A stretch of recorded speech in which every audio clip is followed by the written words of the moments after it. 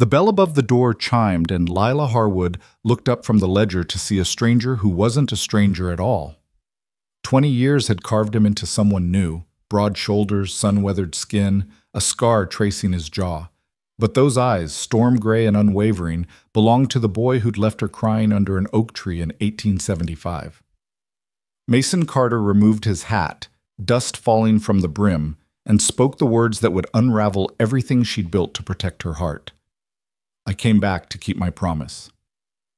In that moment, between the flour sacks and the afternoon light slanting through the windows, Lila Harwood's carefully constructed world began to crumble, and she wasn't sure if she should run toward him or away. If you're watching from anywhere in the world, drop your city in the comments below. I want to see how far this story travels. Now settle in, because what happened next in Redstone Crossing changed everything. The summer of 1885 arrived in Redstone Crossing the way it always did, with heat that made the wooden sidewalks creak and dust that settled on everything like a second skin. Lila Harwood stood behind the counter of her father's general store, the same counter where she'd stood for the past 15 years, and wondered if this was all her life would ever be. The store smelled of coffee beans, leather, and the faint sweetness of peppermint sticks in their glass jar. Sunlight streamed through the front windows, illuminating dust motes that danced in the still air. Outside, Redstone Crossing moved at its usual unhurried pace. A wagon rattled past. Mrs. Henderson called to her daughter. Someone laughed outside the Silver Spur Saloon. Lila was 30 years old, unmarried, and according to the town's standards, well past her prime. She'd heard the whispers, seen the pitying glances. Poor Lila Harwood, they'd say, wasting away in that store, waiting for a life that would never come. She'd learned to let the words roll off her like water, but sometimes in the quiet moments between customers, they found their way in. "Lila, dear, are you listening?" She blinked, realizing Mrs. Patterson had been speaking to her. The older woman stood on the other side of the counter, a basket of eggs in her arms and concern in her eyes. "I'm sorry, Mrs. Patterson, what were you saying?" "I was asking about the church social next week. You are planning to attend, aren't you? Sheriff Granger specifically asked if you'd be there." Mrs. Patterson's eyes twinkled with matchmaking intent. Lila forced a smile. Sheriff Elias Granger had been paying her attention for the past 6 months. Polite attention, the kind that suggested courtship without demanding it. He was a good man, steady and reliable, exactly the kind of man she should want. But whenever he looked at her with those hopeful eyes, all she felt was a vague sense of resignation. "I haven't decided yet," Lila said, wrapping the eggs carefully in brown paper. "Father hasn't been feeling well lately. I might need to stay with him." It wasn't entirely a lie. Her father, Thomas Harwood, had indeed been more tired than usual, though he insisted it was just age catching up with him. At 65, he'd begun talking about selling the store, about taking things easier, about wanting to see Lila settled before he got too old to enjoy grandchildren. The thought made her chest tight. Mrs. Patterson clucked her tongue.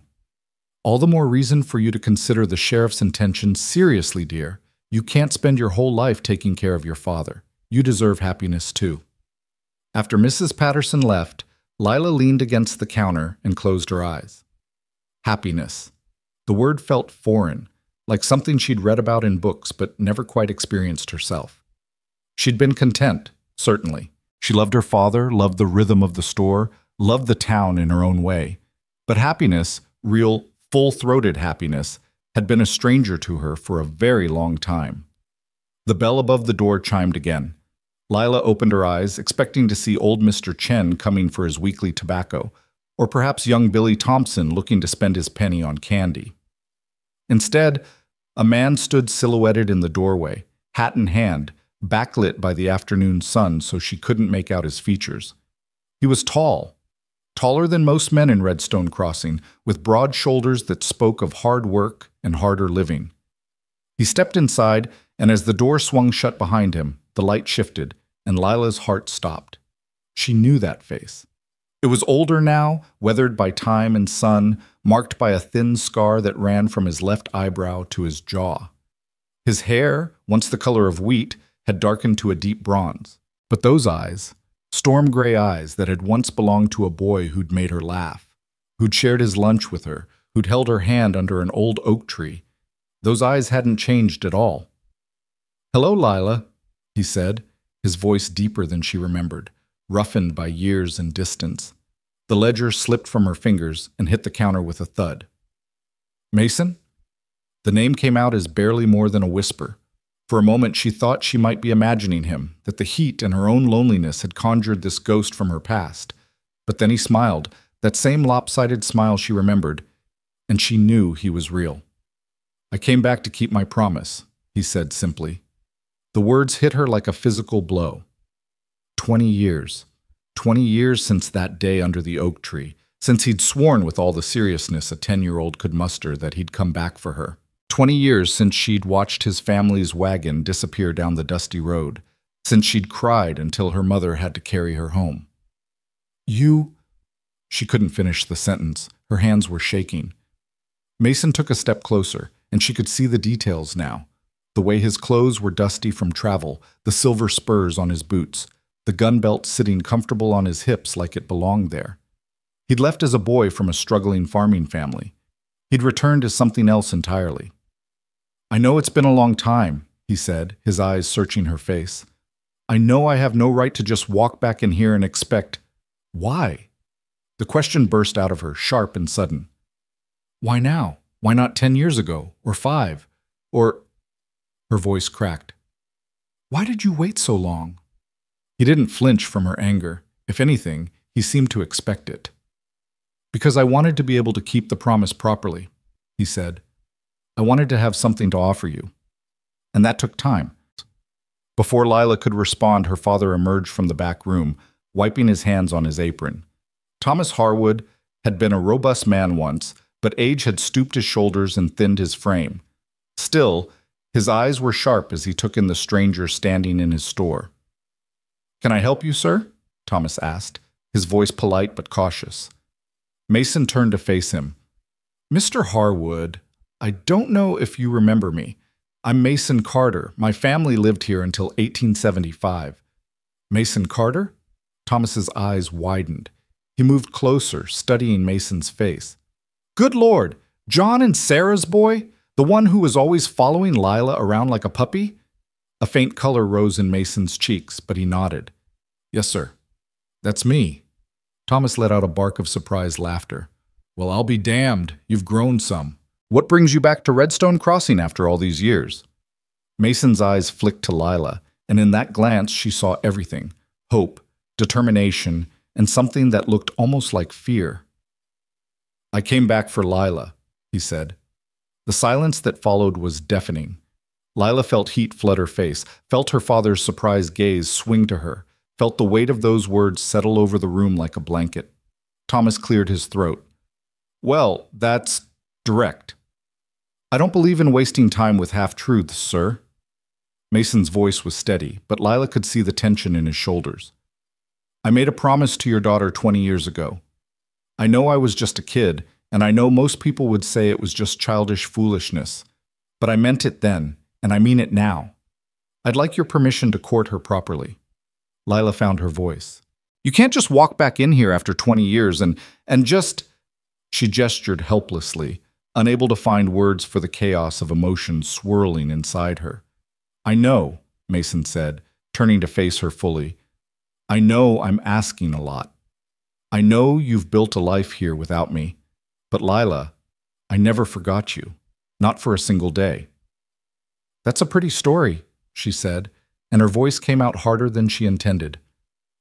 "But stories are easy when you're far away. You don't know anything about my life. You don't know who I am now." "Then let me learn." He took another step toward her. "That's all I'm asking, a chance." Thomas looked between them, his expression thoughtful. "Why don't we all calm down for a moment? Mason, you must be tired from traveling. Why don't you tell us where you've been, what you've been doing all these years?" Mason nodded gratefully. "I'd be happy to, sir." They moved to the back of the store where Thomas kept a small sitting area for breaks. Lila made coffee with shaking hands while Mason and her father settled into chairs. The familiar ritual helped steady her, but she could feel Mason's eyes on her the entire time. When she finally sat down, coffee cups distributed, Mason began to speak. "After we left Redstone Crossing, my family went to California," he said. Pa thought he could find work in the gold fields, but that didn't pan out. We struggled for a few years. Ma got sick the winter I turned 14. She died that spring. I'm sorry, Lila said softly, remembering Sarah Carter's kind smile. Mason nodded.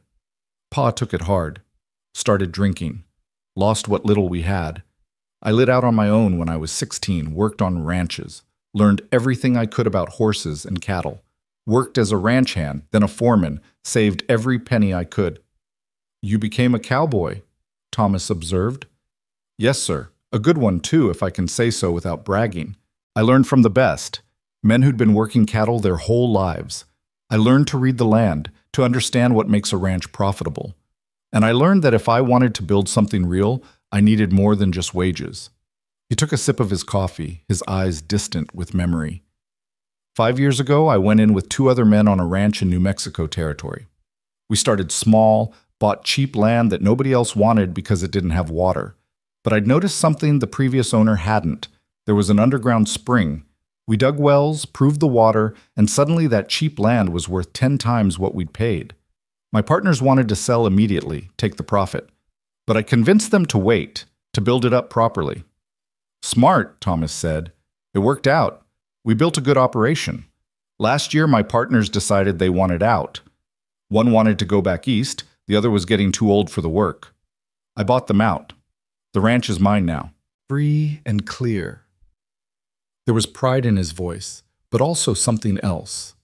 A purposefulness that made Lila's heart beat faster. That's quite an accomplishment, Thomas said. You should be proud. I am, sir, but the whole time I was building it, I was thinking of one thing. Mason's eyes found Lila's.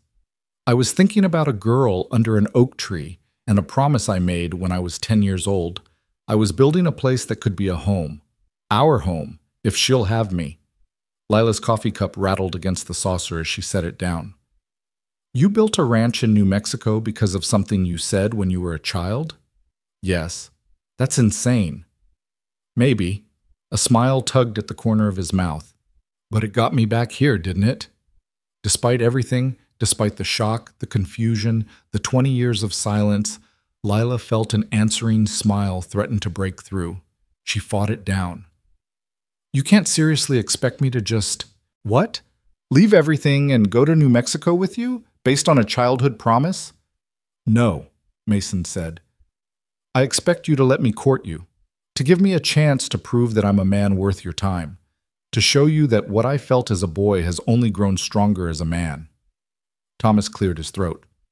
Son, I appreciate your directness, and I admire what you've built for yourself. But you have to understand, Lila has a life here. She has responsibilities. She has… He paused delicately. Other prospects. Mason's jaw tightened almost imperceptibly. I understand, sir. And I'm not asking her to make any decisions right now. I'm just asking for a chance. Where are you staying? Lila asked abruptly. I haven't arranged anything yet. I rode straight here from the train station. Thomas and Lila exchanged a glance. The hotel in Redstone Crossing was not pleasant. It was run by a man named Skinner who watered his whiskey and didn't believe in changing sheets more than once a month. There's a room above the store, Thomas said slowly. We use it for storage mostly, but it's got a bed, a window. It's not fancy, but it's clean. You're welcome to stay there while you're in town. No charge. Lila started. It's the least we can do for an old friend, Thomas said firmly. And it'll give us all a chance to get reacquainted proper-like. Mason looked between them, then nodded. I appreciate that, Mr. Harwood. Truly. I'll earn my keep. I can help around the store, do repairs, whatever you need. We'll figure it out, Thomas said. He stood, wincing slightly as his knees popped. Why don't you get your things settled? Lila can show you the room. I need to finish inventory in the back. Before Lila could protest, her father had disappeared into the back room, leaving her alone with Mason for the first time in 20 years.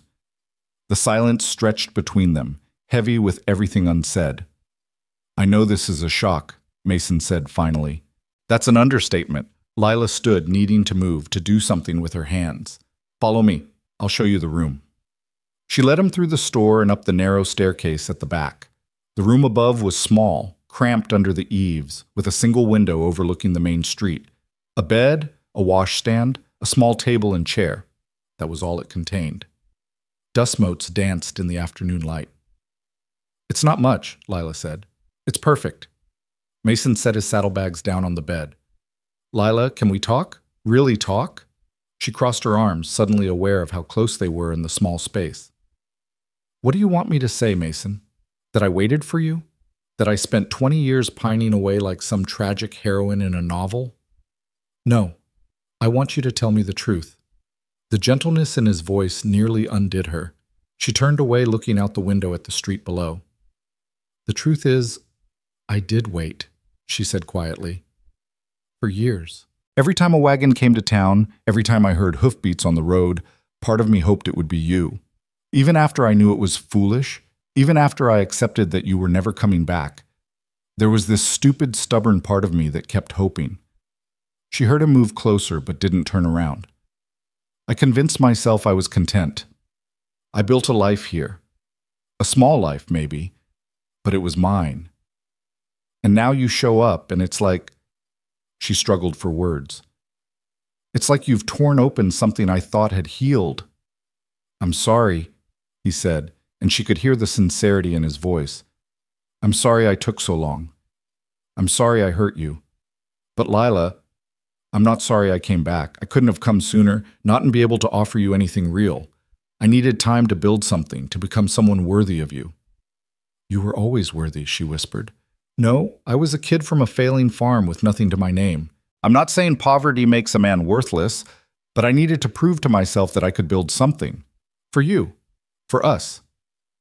Finally, she turned to face him.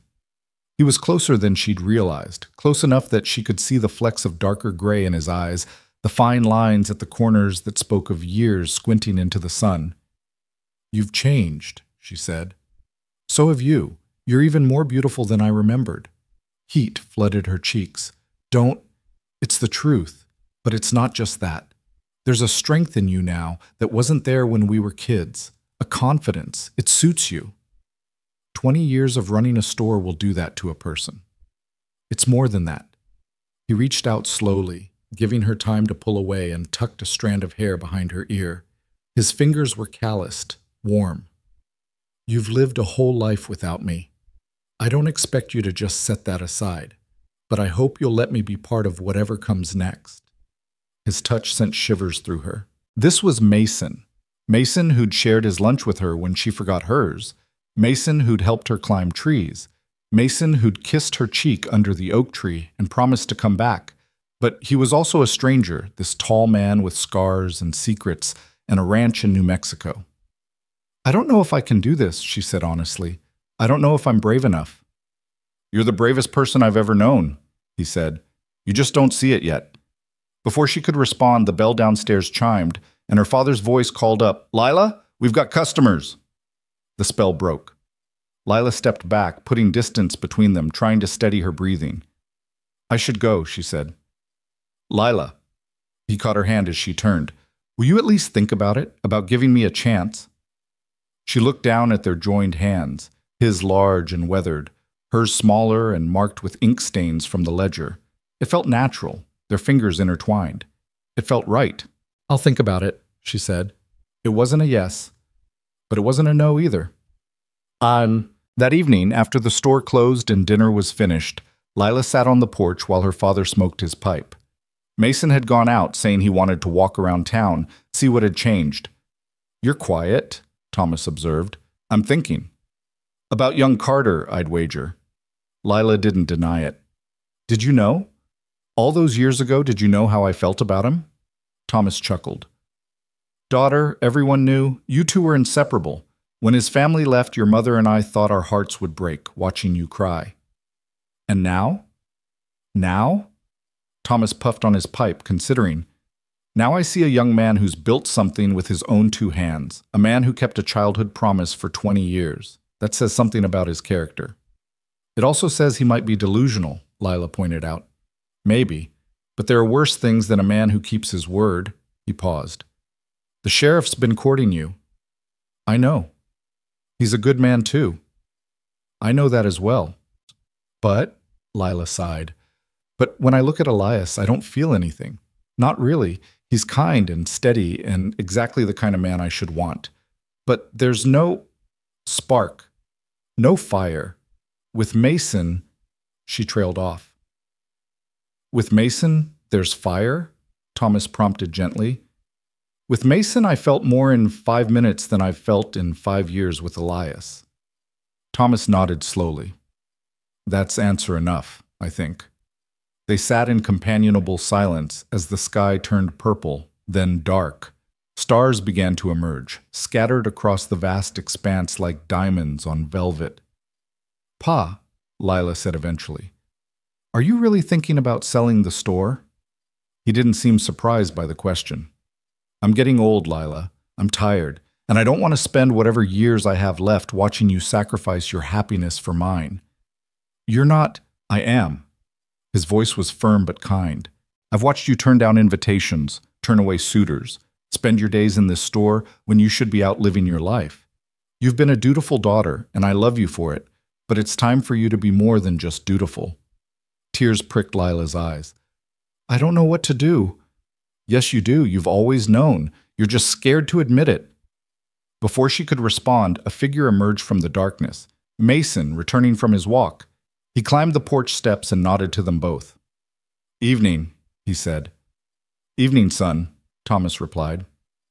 Town treating you well? It's changed some, grown, but the bones are the same. Mason's eyes found Lila's in the darkness. I saw the oak tree. It's still there. Lila's breath caught. The oak tree. Their tree. I used to go there sometimes, she admitted, when I needed to think. Want to go there now? Mason asked. With me? It was a simple invitation, but it felt like so much more.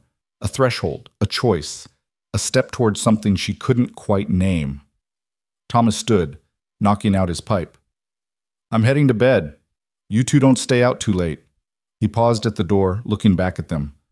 But take your time. Some things can't be rushed. After he went inside, Mason offered Lila his hand. Walk with me?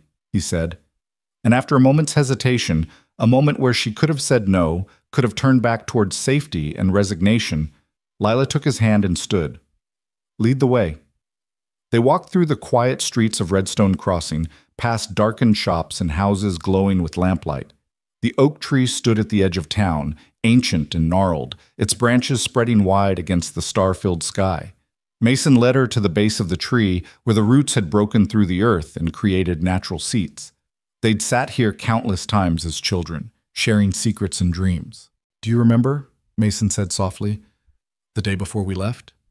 What we talked about. You said you'd marry me someday, Lila replied. You said you'd build me a house with a porch where we could watch the sunset. You said you wanted children. At least 3, but maybe 4. I wanted a garden, roses specifically. Pink ones. You remember that? He turned to face her, his expression serious in the moonlight. Lila, I remember everything. Every word you ever said to me, every laugh, every tear. I carried those memories with me for 20 years. They kept me going when things got hard. They reminded me what I was working toward. How? She asked, her voice breaking. How could you hold on to that for so long? How could you be sure? Because some things you just know. I knew when I was 10 years old that you were the one, and nothing in the last 20 years has changed that. Lila closed her eyes, feeling tears slip down her cheeks. I'm scared, Mason. I'm scared of believing in this, of letting myself hope, only to have me disappoint you? He moved closer, cupping her face gently with both hands. I can't promise I won't mess up. I can't promise everything will be perfect, but I can promise I'll never leave you again. I can promise that every day I'll wake up grateful that you gave me a chance, and I can promise that I will love you until my last breath. How can you say that? You don't even know me anymore. Then let me. Let me know you, the woman you've become. Let me learn what makes you laugh now, what keeps you up at night, what dreams you still carry in your heart, and let me show you who I've become. Give us a chance to see if what we had as children can grow into something even better. She opened her eyes and found him watching her with an intensity that made her breath catch. This close, she could see every detail of his face. The scar, the laugh lines, the hope and fear warring in his eyes. "Okay," she whispered. "Okay. Okay. I'll give you a chance. I don't know where this leads, and I can't promise anything, but okay." The smile that broke across his face was like sunrise. "That's all I need. That's all I'm asking." And then slowly, carefully, giving her every opportunity to pull away, he leaned down and kissed her. It wasn't their first kiss. That had been a clumsy, childish peck 20 years ago. But it was their first real kiss, the kind that spoke of longing and promise and possibility.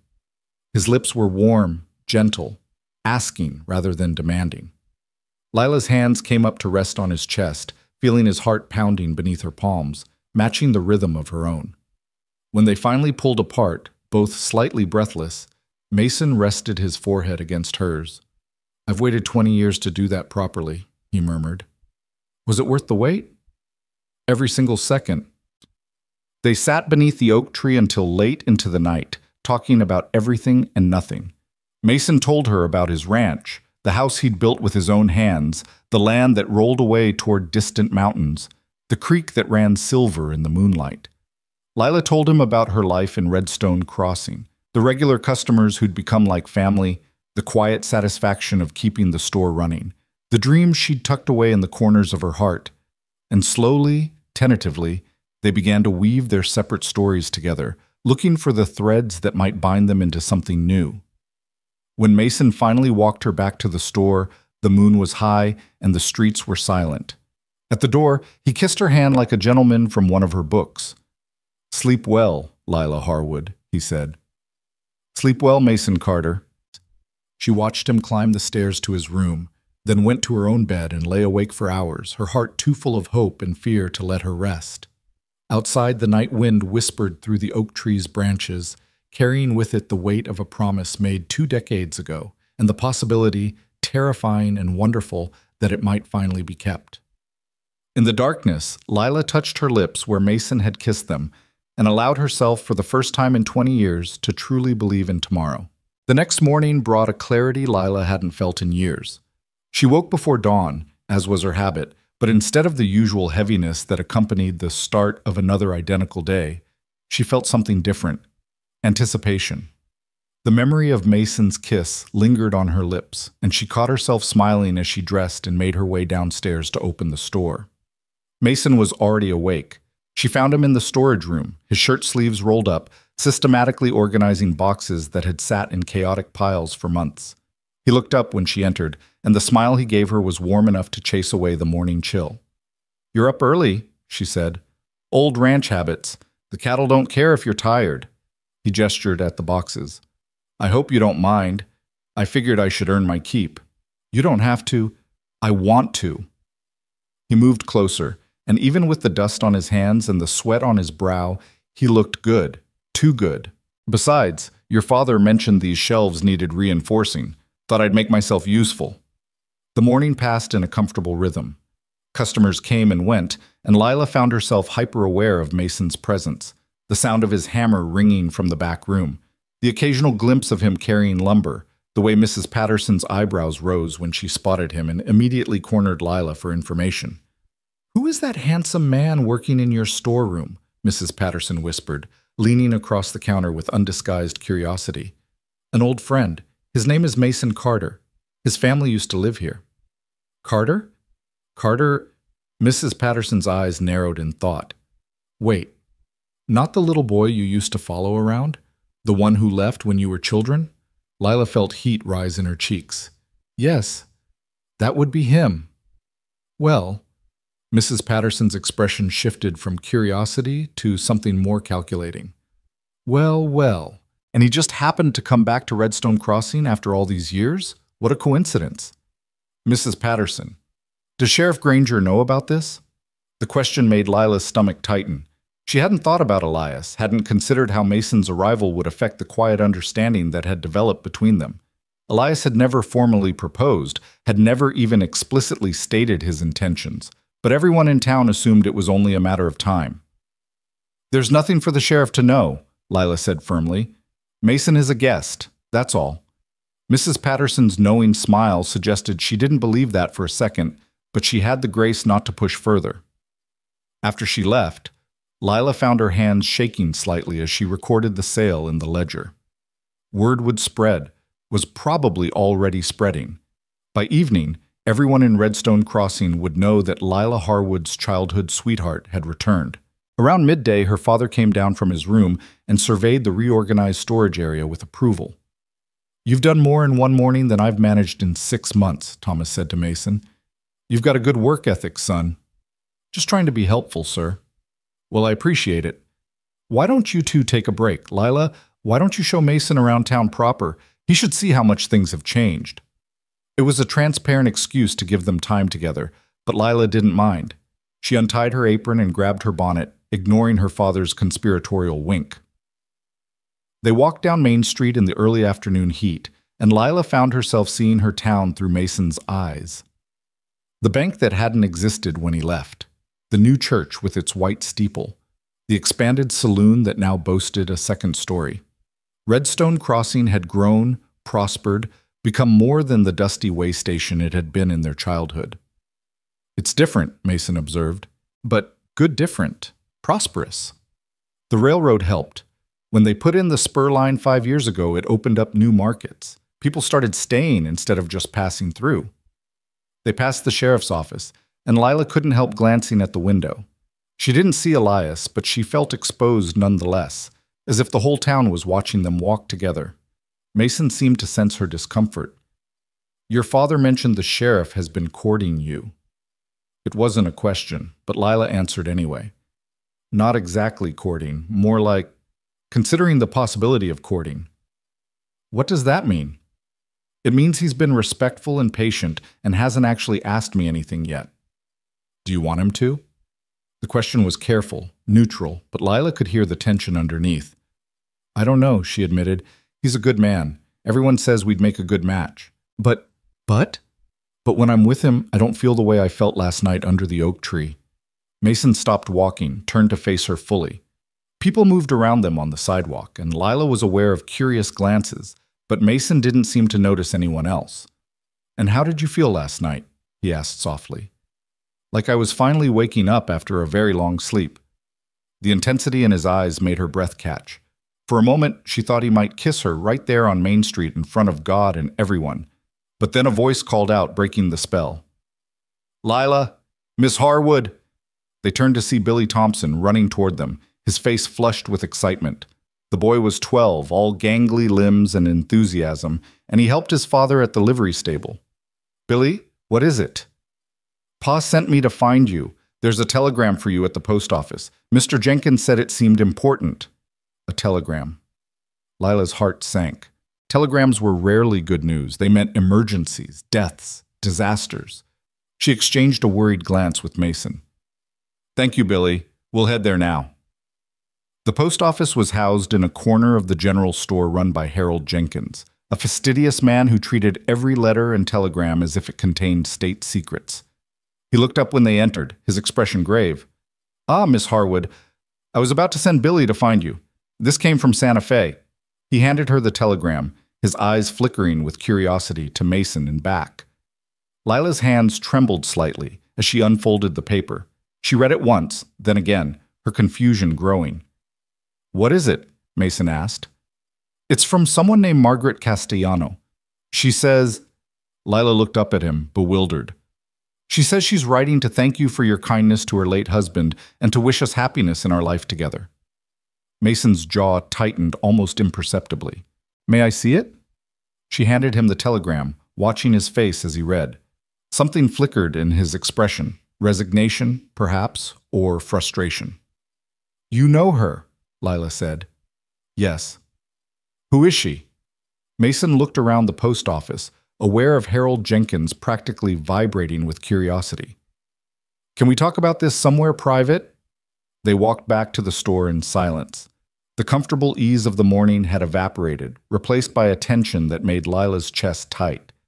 Once they were in the storage room, away from customers and curious eyes, Mason turned to face her.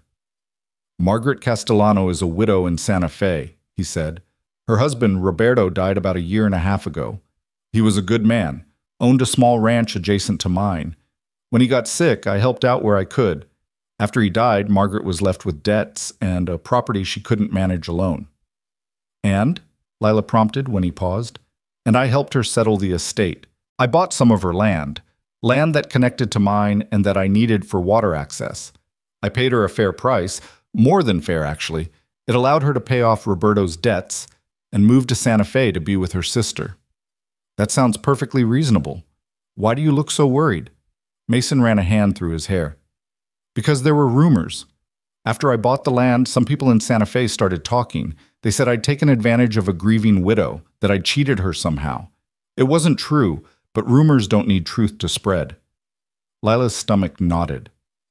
What kind of rumors? That I'd courted her. Maybe even that we'd been involved before Roberto died. That I'd manipulated her into selling cheap. None of it was true. Margaret will tell you that herself, which is obviously why she sent the telegram. But people talked anyway. Yes. They stood in silence for a moment.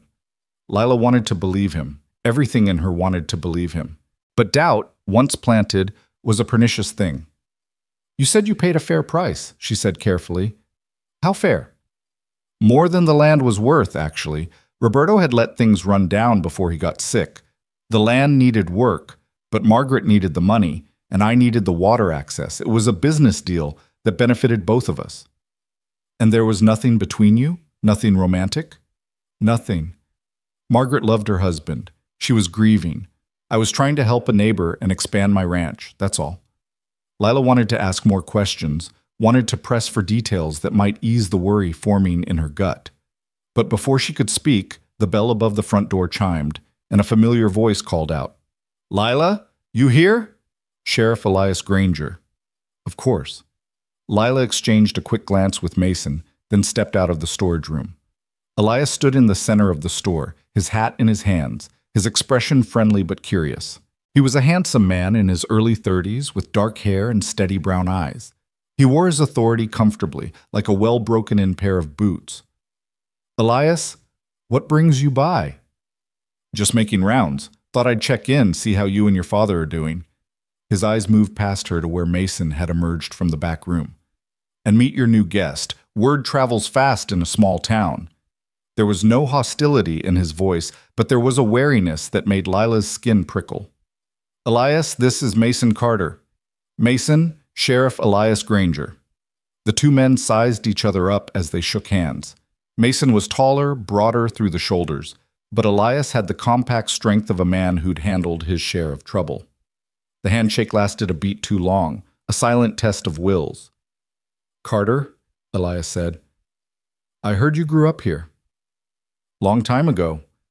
You're not from Redstone Crossing originally, are you? I don't remember your family. Came here about 8 years ago. Town needed a sheriff, and I needed a fresh start. Elias's smile didn't quite reach his eyes.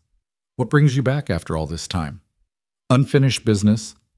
That's so. What kind of business? The tension in the room ratcheted up a notch. Lila stepped between them, forcing a brightness into her voice that she didn't feel. Mason's family used to own a farm just outside town. He's visiting, that's all. Visiting? Elias repeated, his eyes never leaving Mason. For how long? As long as it takes, Mason said evenly. Takes for what? Before Mason could answer, Thomas appeared at the top of the stairs, reading the tension in the room with the skill of someone who'd lived through his share of conflicts.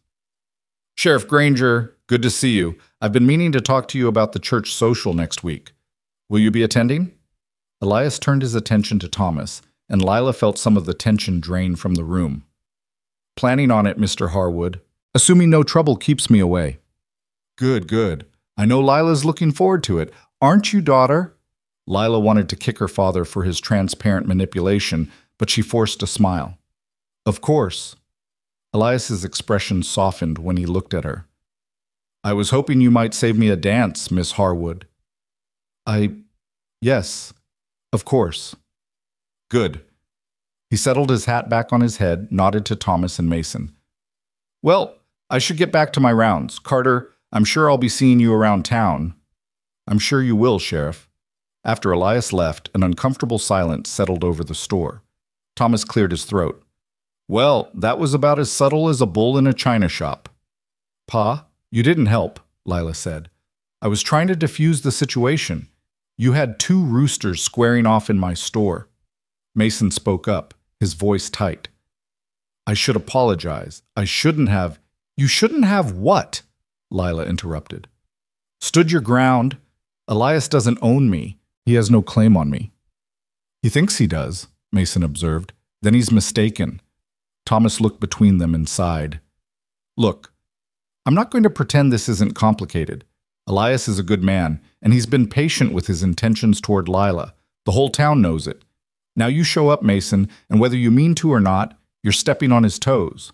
I don't mean any disrespect to the sheriff, Mason said, but I came here for Lila. I'm not going to apologize for that. I'm not asking you to apologize. I'm asking you to be smart about it. Elias Granger is a proud man, and he's got the law on his side. You don't want him as an enemy. Is that a threat? It's reality, son. In a town this size, the sheriff has a lot of influence. I'm just saying, tread carefully. The conversation was interrupted by customers, and the rest of the afternoon passed in a blur of mundane transactions and forced normalcy. But Lila couldn't shake the feeling that something had shifted, that Mason's arrival had set in motion events she couldn't control. That evening, after the store closed, Lila found Mason on the back porch, staring out at the darkening sky. She sat beside him, and for a long moment, neither spoke. I'm causing problems for you, Mason said finally. You're causing complications. That's different. Is it? Mason, look at me. She waited until he turned to face her. I'm not going to pretend this is simple. It's not. But that doesn't mean I want you to leave. Even with the rumors about Margaret? Even with the sheriff watching my every move? Tell me the truth about Margaret Castellano. All of it. So he did. He told her about Roberto's illness, about sitting with him in those final days when Margaret was too exhausted to keep vigil alone. He told her about the fair price he'd paid, about the lawyer he'd insisted Margaret hire to review all the documents, about the references he'd provided to help her secure her new home in Santa Fe. I didn't court her, he said firmly. I didn't take advantage of her. I helped a neighbor, and I made a business deal that was fair to both parties. But I can't control what people choose to believe. Lila studied his face in the fading light, looking for any sign of deception. All she saw was honesty and a bone-deep weariness, as if he'd been carrying the weight of those rumors for too long. I believe you, she said. Just like that? Not just like that. I'm choosing to believe you because everything I've seen since you arrived tells me you're a man of your word. But Mason, you need to understand something. Elias won't give up easily, and people in this town trust him. If he starts asking questions about your past, if those rumors make it to Redstone Crossing, you're worried about your reputation. I'm worried about the truth getting lost in gossip. I'm worried about my father's business. And yes, I'm worried about my reputation. Is that so wrong? No. He took her hand, his thumb tracing circles on her palm. No, it's not wrong. It's smart. And it's one more thing I should have considered before I rode back into town and turned your life upside down. Stop that. Stop what? Stop acting like you're some kind of burden I have to bear. You came back because you kept a promise. That's not something to apologize for. Even if keeping that promise makes your life harder? Even then. She leaned her head against his shoulder, feeling the solid warmth of him. Besides, life was already hard. Just in a quieter, sadder way. They sat together as night fell, watching stars emerge one by one across the vast sky. Inside, Lila could hear her father moving around, preparing for bed. Somewhere down the street, someone laughed. The night sounds of Redstone Crossing settled around them like a familiar blanket. Tell me about your ranch, Lila said suddenly. Really tell me, what's it like? Mason's voice took on a different quality. Warmer and more animated. It's about 2,000 acres, nestled in a valley with mountains on 3 sides. The house sits on a rise so you can see for miles. There's a creek that runs year-round, fed by snowmelt from the mountains. The water's so clear you can see straight to the bottom. What does the house look like? It's not fancy. 2 stories built from local pine, Wide porch that wraps around 3 sides. I built it that way so you could watch the sunrise from the east and the sunset from the west. 4 bedrooms upstairs. Big kitchen with a cast iron stove. Sitting room with a stone fireplace that can heat the whole lower floor in winter. You built all that yourself? Most of it. Had help with the framing and the roof, but I did the finish work. Wanted it to be right. He paused. There's space for a garden on the south side of the house. Gets sun most of the day. I thought maybe roses could grow there. Lila's throat tightened. Pink ones? If that's what you want. Mason, I know I'm getting ahead of myself. I know you haven't made any decisions. But Lila, when I was building that house, I was thinking of you. Every board I placed, every nail I drove, I was imagining you there. Cooking in that kitchen, sitting on that porch, making it into a home. That's a lot of pressure to put on someone. I don't mean it as pressure. I mean it as hope, I guess. As proof that I never stopped thinking about you. They fell silent again, but it was a comfortable silence now, full of possibility and unspoken dreams. Lila let herself imagine it. The house on a hill, the mountains in the distance, a life so different from the one she'd resigned herself to. What about neighbors? She asked. Are you isolated out there? Closest neighbor is about 5 miles east. Nice family, the Johnsons. They've got 3 kids who'd probably love a school nearby if you were interested in teaching. You know I've never actually taught, right? I just help Mrs. Williams sometimes at the schoolhouse here. You're good with children. I've watched you with the kids who come into the store. You're patient, kind. You'd be a natural. You've been watching me? Every chance I get? The honesty in his voice made her smile. What about town? Shopping, church, socializing? There's a town called Silver Creek, about 10 miles south. It's small, maybe 200 people, but it's growing. They've got a general store, a church, a saloon. Every few months they have a dance. It's not Redstone Crossing, but it's not the middle of nowhere either. Lila tried to picture it, this life he was describing. It was both thrilling and terrifying. She'd spent 30 years in Redstone Crossing, knew every family, every street, every quirk of the place. Leaving would mean starting over, becoming a stranger in a strange land. But it would also mean freedom, adventure, love. I can see you thinking, Mason said. What's going through that head of yours? I'm trying to figure out if I'm brave enough to want this. To want you. And? I don't know yet. Ask me again in a few days. He kissed the top of her head, a gesture so tender it made her ache. Take all the time you need. I've waited 20 years. I can wait a little longer. But fate, it seemed, had other plans. The next few days settled into a rhythm that felt almost normal. Mason helped around the store, earning Thomas's respect and the town's cautious approval. He was polite to everyone, hard-working, respectful. When people asked about his plans, he was vague but pleasant. When they asked about his relationship with Lila, he deflected gracefully. But underneath the surface, Lila could feel pressure building. She caught Elias watching them from across the street, his expression unreadable. She heard the whispers that started when she and Mason walked together. She saw the knowing looks from women like Mrs. Patterson who thought they understood exactly what was happening. On Thursday, 3 days after Mason's arrival, Lila was pricing new inventory when Harold Jenkins rushed into the store, his face flushed with excitement and something that looked like malicious glee. Lila, is Mason Carter here? He's out back with my father. Why? There's another telegram from Santa Fe. And Miss Harwood, you need to see this.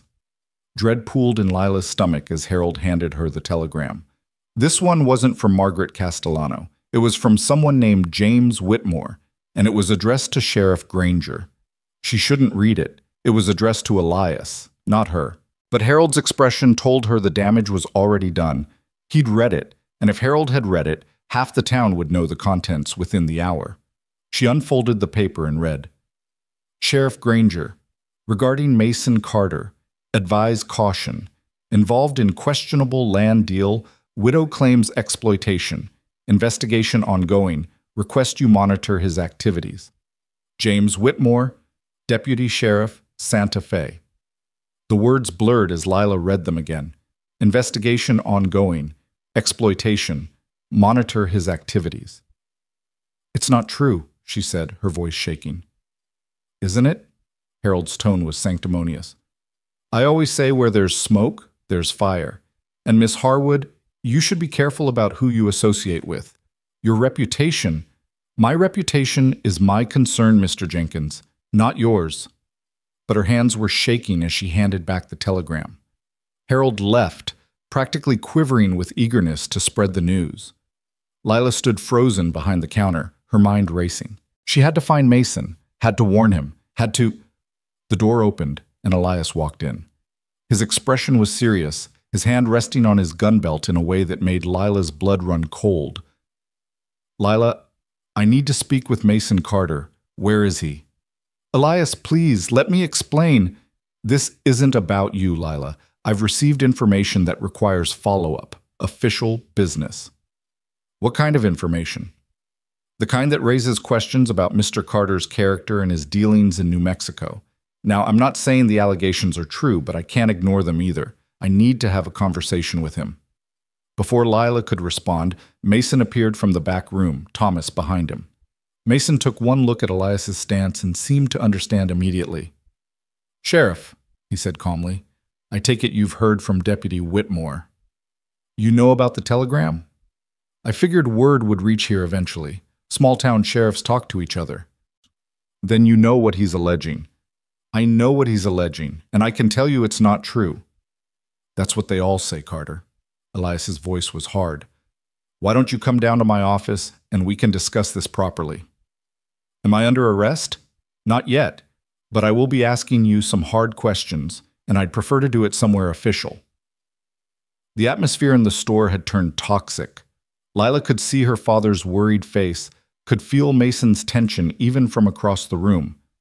Outside, she knew people were gathering, drawn by the sight of the sheriff's visit and the promise of drama. I'll come with you, Mason said. But Sheriff, I want it on record that I've done nothing wrong. Margaret Castellano can vouch for that. The lawyer who handled the sale can vouch for that. This is all based on rumors and speculation. Then you shouldn't have any problem clearing it up. Elias's tone suggested he didn't quite believe Mason's protestations. As Mason moved toward the door, his eyes found Lila's. In them, she saw fear, not of Elias or the law, but of losing her trust, of having come so far only to be undone by gossip and suspicion. Lila, he started. I know, she said softly. I know it's not true.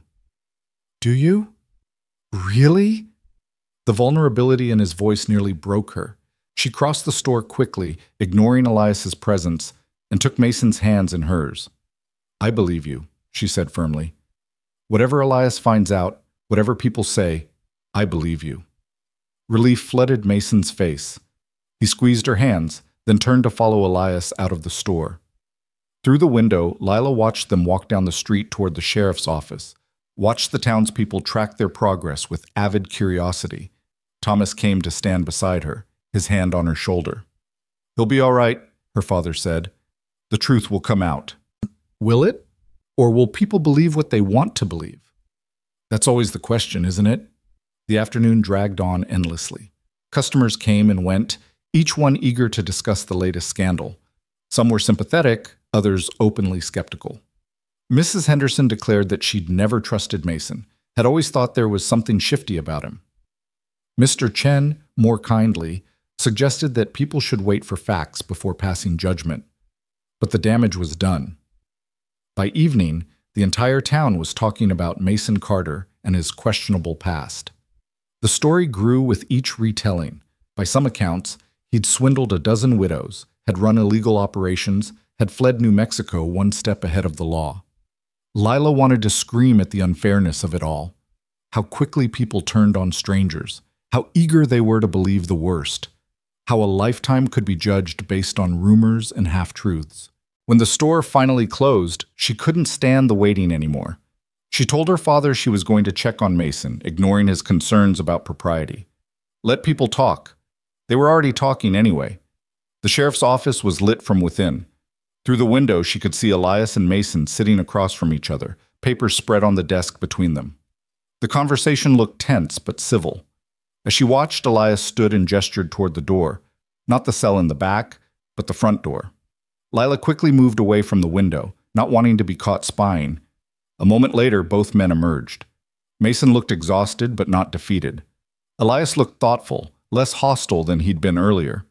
"Miss Harwood," Elias said, not seeming surprised to find her there. "I should have known you'd be waiting." "Is he free to go?" "He was never under arrest. We were just talking." Elias turned to Mason. "I'll be sending some telegrams tomorrow, following up on what you've told me. If your story checks out, it will," Mason said firmly. "If it does, then you'll have my apology for the inconvenience. But Carter, understand this. I take the safety of this town seriously. If I find out you've lied to me, there will be consequences." "I understand, Sheriff, and I respect that. You're just doing your job." Elias nodded, then his eyes moved to Lila. For a moment, something like pain flickered across his face. "Lila, I hope you know I'm not doing this to cause you trouble, but I had to follow up on that telegram. It's my duty." "I know, Elias. I'm not angry with you. Aren't you?" "No, you're being a good sheriff. I just wish people would wait for facts before forming opinions. That's not how small towns work, and you know it." He settled his hat on his head. "I'll bid you both good evening." After he left, Lila and Mason stood in the street, the night closing around them. From the saloon, piano music drifted on the warm air. Somewhere, a dog barked. The ordinary sounds of Redstone Crossing at night, but everything felt different now. "Come on," Lila said, taking Mason's hand. "Let's get you back to the store." They walked in silence, both too drained for conversation. But as they passed the oak tree, Mason stopped. "I need to tell you something," he said. Lila's heart sank. Here it comes, she thought, the other shoe dropping, the truth that would undo everything. "What is it?" "Elias showed me that telegram from Deputy Whitmore, the one calling me questionable. Lila, Whitmore has a personal grudge against me. 2 years ago, I caught him cheating at cards in Santa Fe, called him out on it publicly. He's been looking for ways to get back at me ever since." "Why didn't you tell me that earlier?" "Because it sounds like an excuse, like something a guilty man would say." He ran a hand through his hair. "Margaret's sister is married to Whitmore's cousin. That's how he knew about the land sale. He's been twisting the facts, making it sound worse than it was, trying to cause trouble for me." "Can you prove that?" "I think so.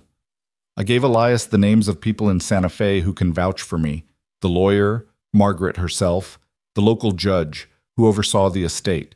If they all tell the same story, it should be enough to counter Whitmore's accusations. And if they don't, then I'll have to accept that I made the wrong choice coming back here, that trying to keep a 20-year-old promise was a mistake that's only bringing you pain." Lila stepped closer, placing her hands on his chest. "Look at me. Do I look like someone who wants you to leave? You look like someone who's been hurt by gossip and speculation because of me. I look like someone who's fighting for something real, something worth having. And yes, it's messy and complicated and scary. But Mason, I spent the last 20 years in a comfortable cage. I'm not going back to that. Not for anyone." He pulled her into his arms, holding her so tight she could barely breathe. "I don't deserve you." "Probably not.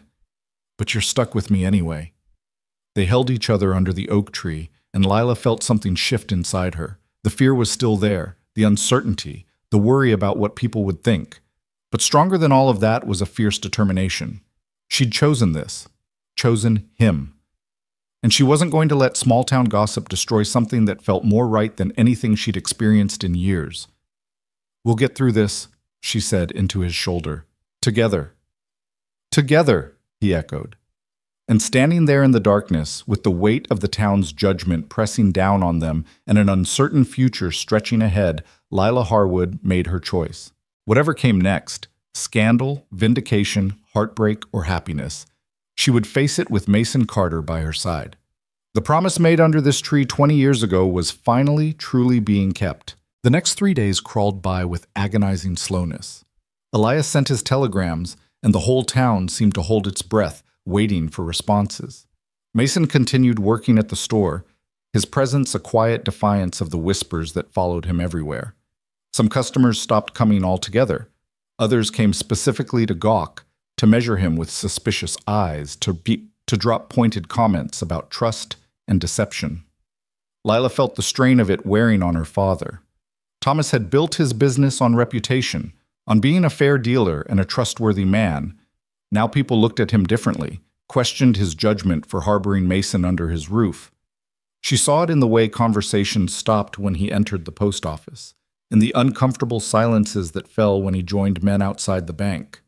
"Maybe I should leave," Mason said one evening after a particularly difficult day where 3 regular customers had walked out without buying anything when they saw him. "I'm hurting your business." "Absolutely not," Thomas said before Lila could respond. "I won't have people saying I turned out a man before he'd had a chance to clear his name. That's not how I run things." "But Mr. Harwood, no buts, you stay. The truth will come out, and when it does, those fair-weather customers will come crawling back, and I'll remember every single one who doubted." Mason looked at Lila, and she nodded her agreement. Her father was right. Running now would only make Mason look guilty, would confirm every suspicion the gossips wanted to believe. The church social arrived on Saturday evening, and Lila had never dreaded an event more. The social was held in the church hall, a large room that had been decorated with bunting and lanterns. Tables groaned under the weight of food brought by every family in town, pies and casseroles, roasted meats and fresh bread. A small band tuned their instruments in the corner, preparing for dancing later in the evening. Lila arrived with her father and Mason, and felt the weight of every eye in the room turned toward them. The conversations didn't stop exactly, but they shifted, became more pointed. She heard Mason's name whispered, saw heads lean together in speculation. "Chin up," Thomas murmured. "We've got nothing to be ashamed of." But shame wasn't what Lila felt. It was anger, hot and righteous, at the presumption of people who claimed to be Christian while eagerly condemning a man they barely knew. She thought of the gospel readings about casting first stones, and wondered if anyone else in the room saw the irony. Mrs. Patterson materialized at her elbow almost immediately. "Lila, dear, so brave of you to come tonight." "Why wouldn't I come?" "Well, with all the unpleasantness, I just think it's very courageous of you to show your face when people are talking." "Let them talk," Lila said, her voice sharper than she intended. "I have nothing to hide." Mrs. Patterson's eyebrows rose. "Of course not, dear. But you must admit the situation is complicated. And with Sheriff Granger being so patient with his affections, well, it does seem a bit awkward." Before Lila could respond, Elias himself appeared, looking uncomfortable in his Sunday suit. He nodded to Mason with careful neutrality, then turned to Lila. "Miss Harwood, you look lovely tonight." "Thank you, Elias." "I was hoping we might have that dance later." Lila had forgotten her promise from days earlier. She saw the hope in Elias's eyes, saw Mason tense beside her, and felt trapped between 2 futures. "Of course," she said, because there was no graceful way to refuse. Elias smiled, some of the tension leaving his shoulders. "I'll find you when the music starts." After he moved away, Mason spoke quietly. "You don't have to dance with him on my account." "I'm not. I'm dancing with him because I promised I would, and because he's been nothing but decent through all of this." Even though he's investigating me? He's doing his job. I can't fault him for that." The evening progressed with painful slowness. Lila helped serve food, made polite conversation with people who looked at her with either pity or judgment, and tried to ignore the constant awareness of Mason's presence. He stayed close to her father, speaking when spoken to, enduring the suspicious glances with a quiet dignity that made her heart ache. Reverend Michaels gave a brief sermon about community and forgiveness that felt pointed enough to make several people shift uncomfortably. Then the band struck up a lively tune, and the dancing began. Elias claimed his dance as promised, leading Lila onto the floor with the confidence of a man who believed he still had a claim on her future. He was a good dancer, steady and sure, and under different circumstances, Lila might have enjoyed it. "I got responses to my telegrams today," Elias said as they moved through the steps. Lila's heart jumped. And I can't discuss an ongoing investigation, but Lila..." He looked down at her, his expression troubled. "I need to ask you something, and I need you to be honest with me." "All right." "Do you love him?" The question was so direct it took her breath away. They turned in the dance, and Lila used the moment to gather her thoughts. "I don't know," she said finally. "I loved the boy he was. I'm learning to know the man he's become. But yes, I think I could love him. Maybe I already do." Elias's jaw tightened, but he nodded. "I appreciate your honesty." "Elias, no, let me finish. I've been courting you, or trying to, for months now. I thought we had an understanding, thought maybe in time you'd come to care for me the way I care for you. But then he showed up, and I saw something in your eyes I'd never seen before. Life, fire. Whatever it is you feel for Mason Carter, you never felt it for me." "I'm sorry." "Don't be. You can't help who you love." He guided her through a turn. "But Lila, I need you to understand something. If those telegrams clear him, if everything he says is true, then I'll step aside. I'll accept that I never had a real chance. But if there's even a shred of evidence that he's been dishonest, that he's the kind of man who would exploit a widow or deceive you, then I won't let him hurt you, badge or no badge." "Elias, you can't." "I can, and I will. I may not have your heart, but I'll be damned if I stand by and watch you get hurt by a smooth-talking drifter." The song ended, and Elias stepped back, his face set in grim lines. "Thank you for the dance, Miss Harwood." He walked away before she could respond, leaving her standing in the middle of the dance floor, feeling exposed and confused. She made her way back to where her father and Mason stood, both watching her with concerned expressions. "Everything all right?" Mason asked. "I don't know. Elias said he got responses to his telegrams, but he wouldn't tell me what they said." Thomas frowned. "That could mean anything." "Or nothing," Mason said, but his voice was tight with tension. The evening wore on. Lila danced with her father, with old Mr. Chen, with young Billy Thompson, who stepped on her feet enthusiastically. She didn't dance with Mason. That would have been too pointed, too much of a statement for the watching town. But she was constantly aware of him, of his eyes following her around the room, of the careful distance he maintained while somehow still feeling impossibly close. It was nearly 9 o'clock when the doors to the hall burst open with enough force to make everyone jump. A man stood in the doorway, dust-covered and breathing hard, his face flushed with urgency. "Sheriff!" he shouted. "Sheriff Granger!" Elias pushed through the crowd. "What is it, Pete?" Pete Harrison worked at the telegraph office, filling in for Harold Jenkins on Saturday evenings. He waved a piece of paper in his hand. "It's the McClary gang, Sheriff. Just got word from Silver Springs. They hit the bank there this afternoon, killed 2 people. The marshal's posse lost them heading east." Pete's eyes were wide with fear.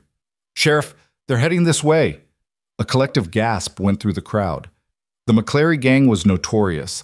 5 men led by brothers Jack and Tom McClary, known for their brutality and their willingness to kill anyone who got in their way. They'd been terrorizing towns across New Mexico and Texas for 2 years, always staying one step ahead of the law.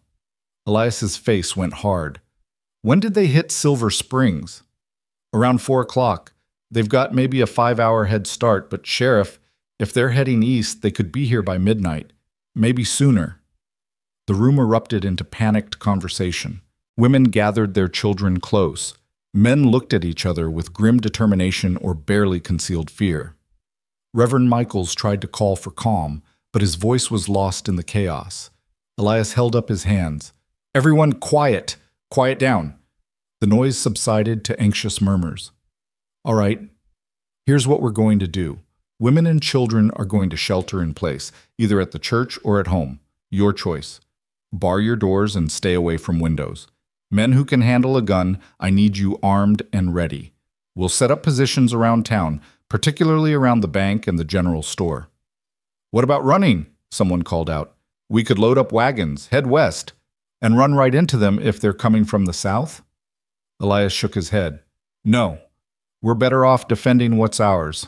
The McClary gang thrives on fear and surprise. We give them neither." Thomas stepped forward. "Sheriff's right. Running in the dark with women and children is suicide. We make our stand here." Elias looked at him gratefully, then his eyes found Mason. For a long moment, the 2 men stared at each other. Then Elias spoke. "Carter, can you shoot?" "Yes." "How well?" "Well enough." "I could use every gun I can get." You willing to help defend this town, even though half the people in it think you're a scoundrel? Mason didn't hesitate. Yes. Then get yourself armed and meet me at my office in 15 minutes. We need to organize our defense. The social dissolved into organized chaos. Women hurried to gather children and head for home. Men scattered to retrieve weapons. Lila found herself standing with her father and Mason, her heart pounding with fear. Pa, you can't. You're not going to. I'm too old to be any use in a gunfight, Thomas said. I'll help barricade the store and make sure the women and children are safe. But Lila, Mason needs to go. No. The word came out sharp and desperate. No, this isn't his fight. He doesn't owe this town anything. Mason took her shoulders gently. Lila, look at me. I have to do this. Why? So you can prove something to Elias? So you can show everyone you're a good person? Mason, you could die. So could everyone else in this town, including you. His eyes were fierce. I'm not doing this for Elias or for my reputation. I'm doing this because it's right, because these people, even the ones who've judged me, don't deserve to be slaughtered by outlaws, and because I'll be damned if I let anything happen to you. Tears spilled down Lila's cheeks. I just got you back. I can't lose you now. You won't. He pulled her close, his lips against her hair. I promise you, Lila Harwood, I will come back. I didn't wait 20 years just to die in some street fight. I've got too much to live for. Thomas cleared his throat. Son, you need to go. And Lila, we need to get the store secured. Mason kissed her then, hard and desperate. A kiss that tasted of fear and determination and unspoken promises. Then he was pulling away, grabbing his gun belt from where he'd checked it earlier and striding toward the door. Mason, Lila called after him. He turned back. Come back to me, she said. That's an order. His smile was fierce. Yes, ma'am. Then he was gone, and Lila was left standing in the emptying hall with her father's hand on her shoulder and terror clawing at her throat. The next hour passed in a blur of activity. Thomas and Lila returned to the store, where they barricaded the windows and moved inventory to create barriers. Several other women and children joined them, seeking the relative safety of the store's solid walls. Mrs. Patterson arrived with her daughter and granddaughter. Mrs. Henderson came with her 3 young children. Even Mrs. Chen, who rarely left her home, appeared at the door asking for shelter. Lila moved through these preparations mechanically, her mind with Mason and the other men scattered around town. She thought about Elias organizing the defense, about her father's words that Mason was doing the right thing, about the kiss that might have been their last. He'll be all right, Mrs. Patterson said, appearing at Lila's elbow as she reinforced the front door. That young man of yours strikes me as a survivor. You called him questionable just days ago. Did I? Well, perhaps I was hasty, a man who stays to fight when he could easily ride away. That says something about his character. Unless he stays to prove himself, or unless he stays because he loves you, Mrs. Patterson's voice was surprisingly gentle. I've seen the way he looks at you, child. That's not a man trying to prove anything. That's a man willing to die to keep you safe. The words should have been comforting, but they only made Lila's fear sharper.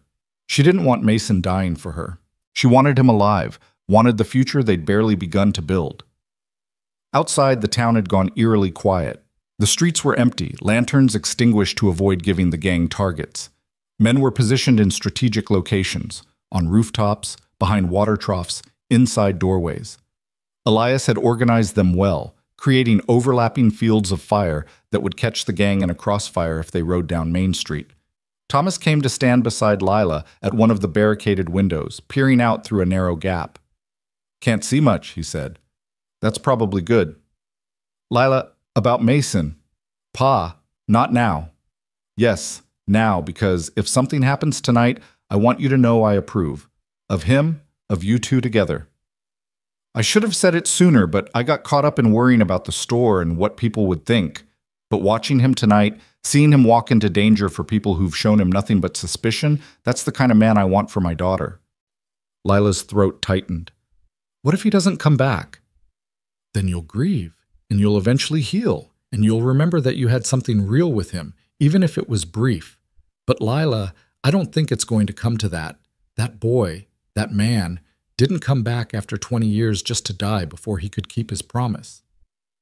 They fell silent, waiting.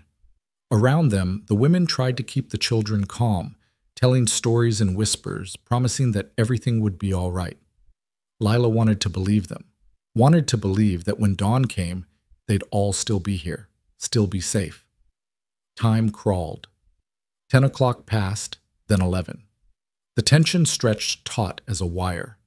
Lila found herself jumping at every small sound, a dog barking in the distance, the wind rattling a loose shutter, the creak of the building settling. It was nearly midnight when they heard it, the thunder of hoofbeats approaching from the south. "They're coming," Thomas said, his voice tight. Lila's heart slammed against her ribs. She wanted to run out there, wanted to find Mason and drag him to safety, but she stayed where she was, her hands clenched into fists, her body rigid with fear. The hoofbeats grew louder. Then, cutting through the night, a voice shouted, "Now!" Gunfire erupted, shattering the silence. The sound was deafening even from inside the store. Women screamed, children cried. Lila pressed against the barricade, trying to see what was happening, but the darkness and the gun smoke made it impossible to make out details. The battle seemed to last forever and no time at all. There were shouts, more gunshots, the sound of horses screaming. Someone was yelling orders, Elias's voice, strong and commanding. Another voice, rougher, cursed viciously. Then a horse broke away from the main group, galloping straight toward the store. Its rider was firing wildly, and bullets thudded into the wooden walls. One of the women screamed. Thomas pushed Lila down behind a barrel. "Stay down!" But Lila couldn't stay down, couldn't hide while people were fighting and dying outside. She grabbed her father's hunting rifle from where it leaned against the wall, checked that it was loaded, and moved to the window. "Lila, no!" She ignored him, aimed at the rider bearing down on them, and fired. The recoil slammed into her shoulder, but she saw the rider jerk back, saw him slide from his saddle and hit the ground hard. His horse veered away, disappearing into the darkness. "Good shot," Thomas said, his voice filled with pride and fear. More gunfire, more shouting. Then, gradually, the sounds began to diminish. The gun smoke started to clear. And in the terrible silence that followed, Lila heard Elias's voice calling out, "Hold your fire! Hold your fire! They're retreating!" Lila sagged against the wall, her whole body shaking. Around her, women were crying with relief, holding their children, thanking God. But Lila couldn't feel relief yet, not until she knew Mason was safe. "I have to go out there," she said. "Lila, it's not safe. I don't care." She unbarred the door and stepped out into the street before her father could stop her. The scene that greeted her was like something from a nightmare.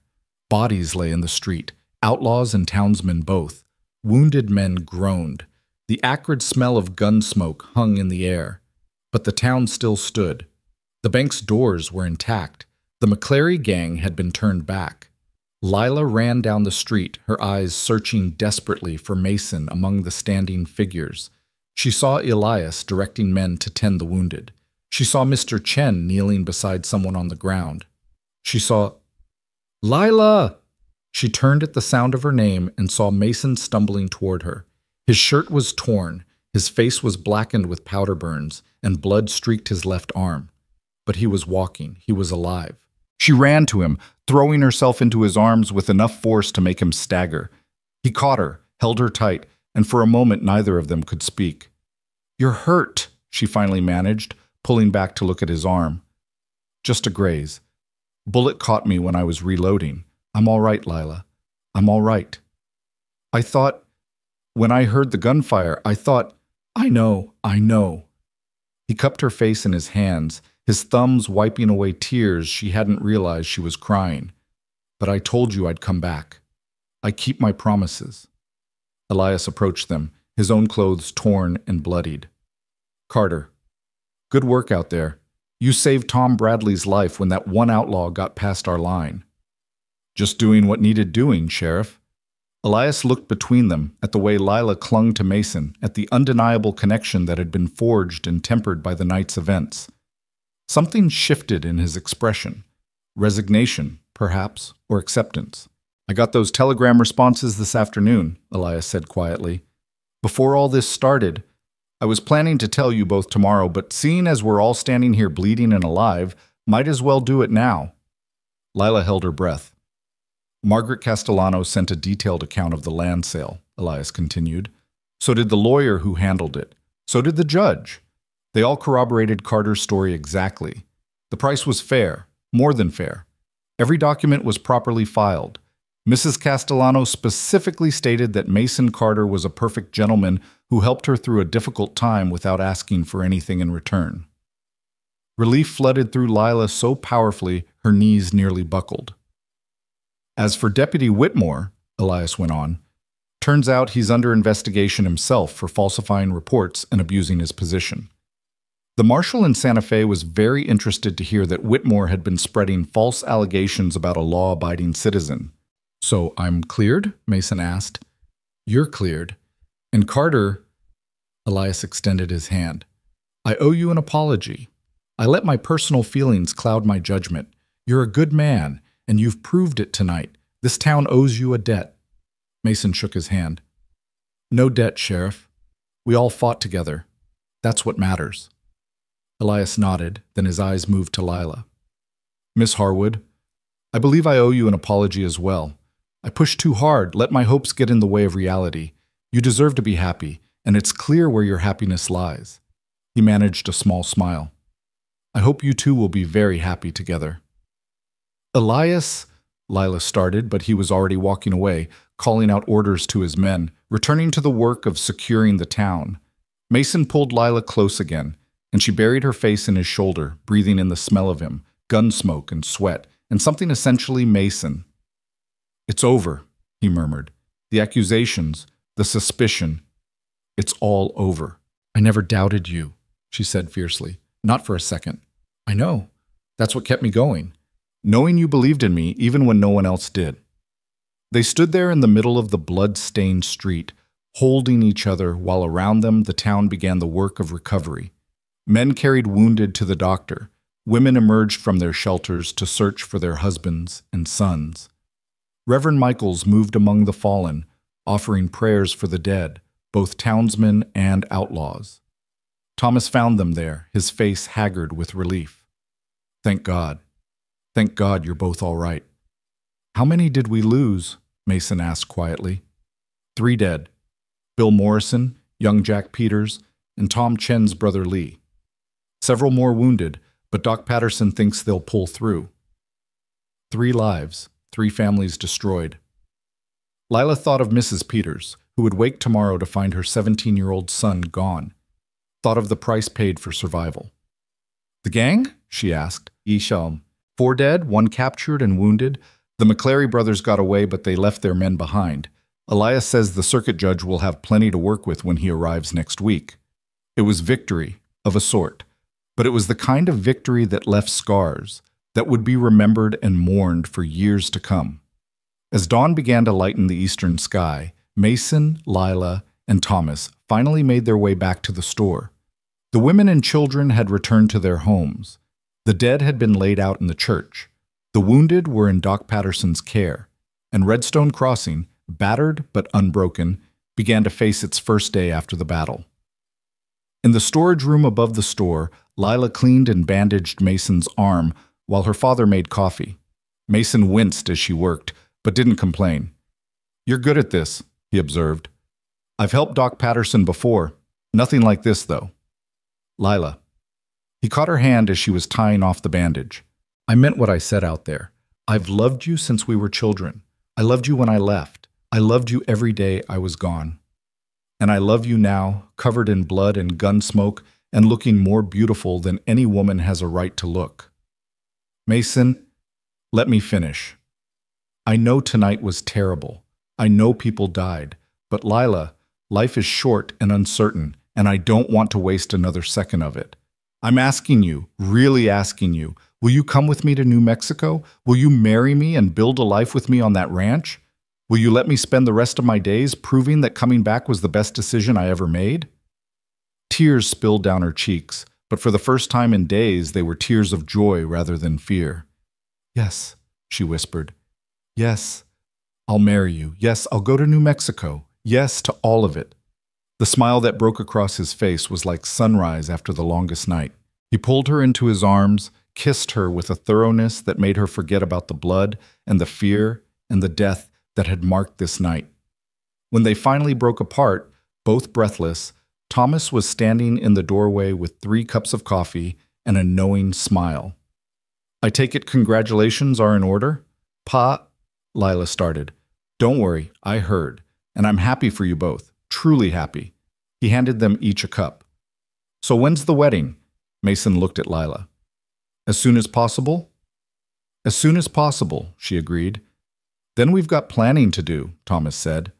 "But first, let's drink our coffee and be grateful we're all alive to see another day." They sat together as the sun rose over Redstone Crossing, 3 people bound by love and survival and the promise of a future that had almost been stolen away. Outside, the town began to stir, to heal, to move forward. And in that small room above the store, Lila Harwood finally allowed herself to believe in happiness, real, full-throated happiness, for the first time in 20 years. The coffee grew cold in their cups as exhaustion finally caught up with them. Thomas insisted that Mason get some proper rest, and for once Mason didn't argue. His arm throbbed where the bullet had grazed it, and every muscle in his body ached from the night's violence. He climbed the stairs to his small room while Lila helped her father secure the store for what remained of the morning. "You should sleep too," Thomas said, watching his daughter move through the familiar motions with mechanical precision. "I'm not sure I can." "Try anyway. We've got a lot to do in the coming days, and you'll need your strength." Lila nodded and made her way to her own room, but sleep eluded her. Every time she closed her eyes, she saw the muzzle flashes in the darkness, heard the gunfire, felt the terror of not knowing if Mason was alive or dead. She lay in bed watching the sun climb higher, listening to the sounds of the town coming back to life, and wondered how everything had changed so completely in just 1 week. 7 days ago, she'd been resigned to a quiet life of duty and diminished expectations.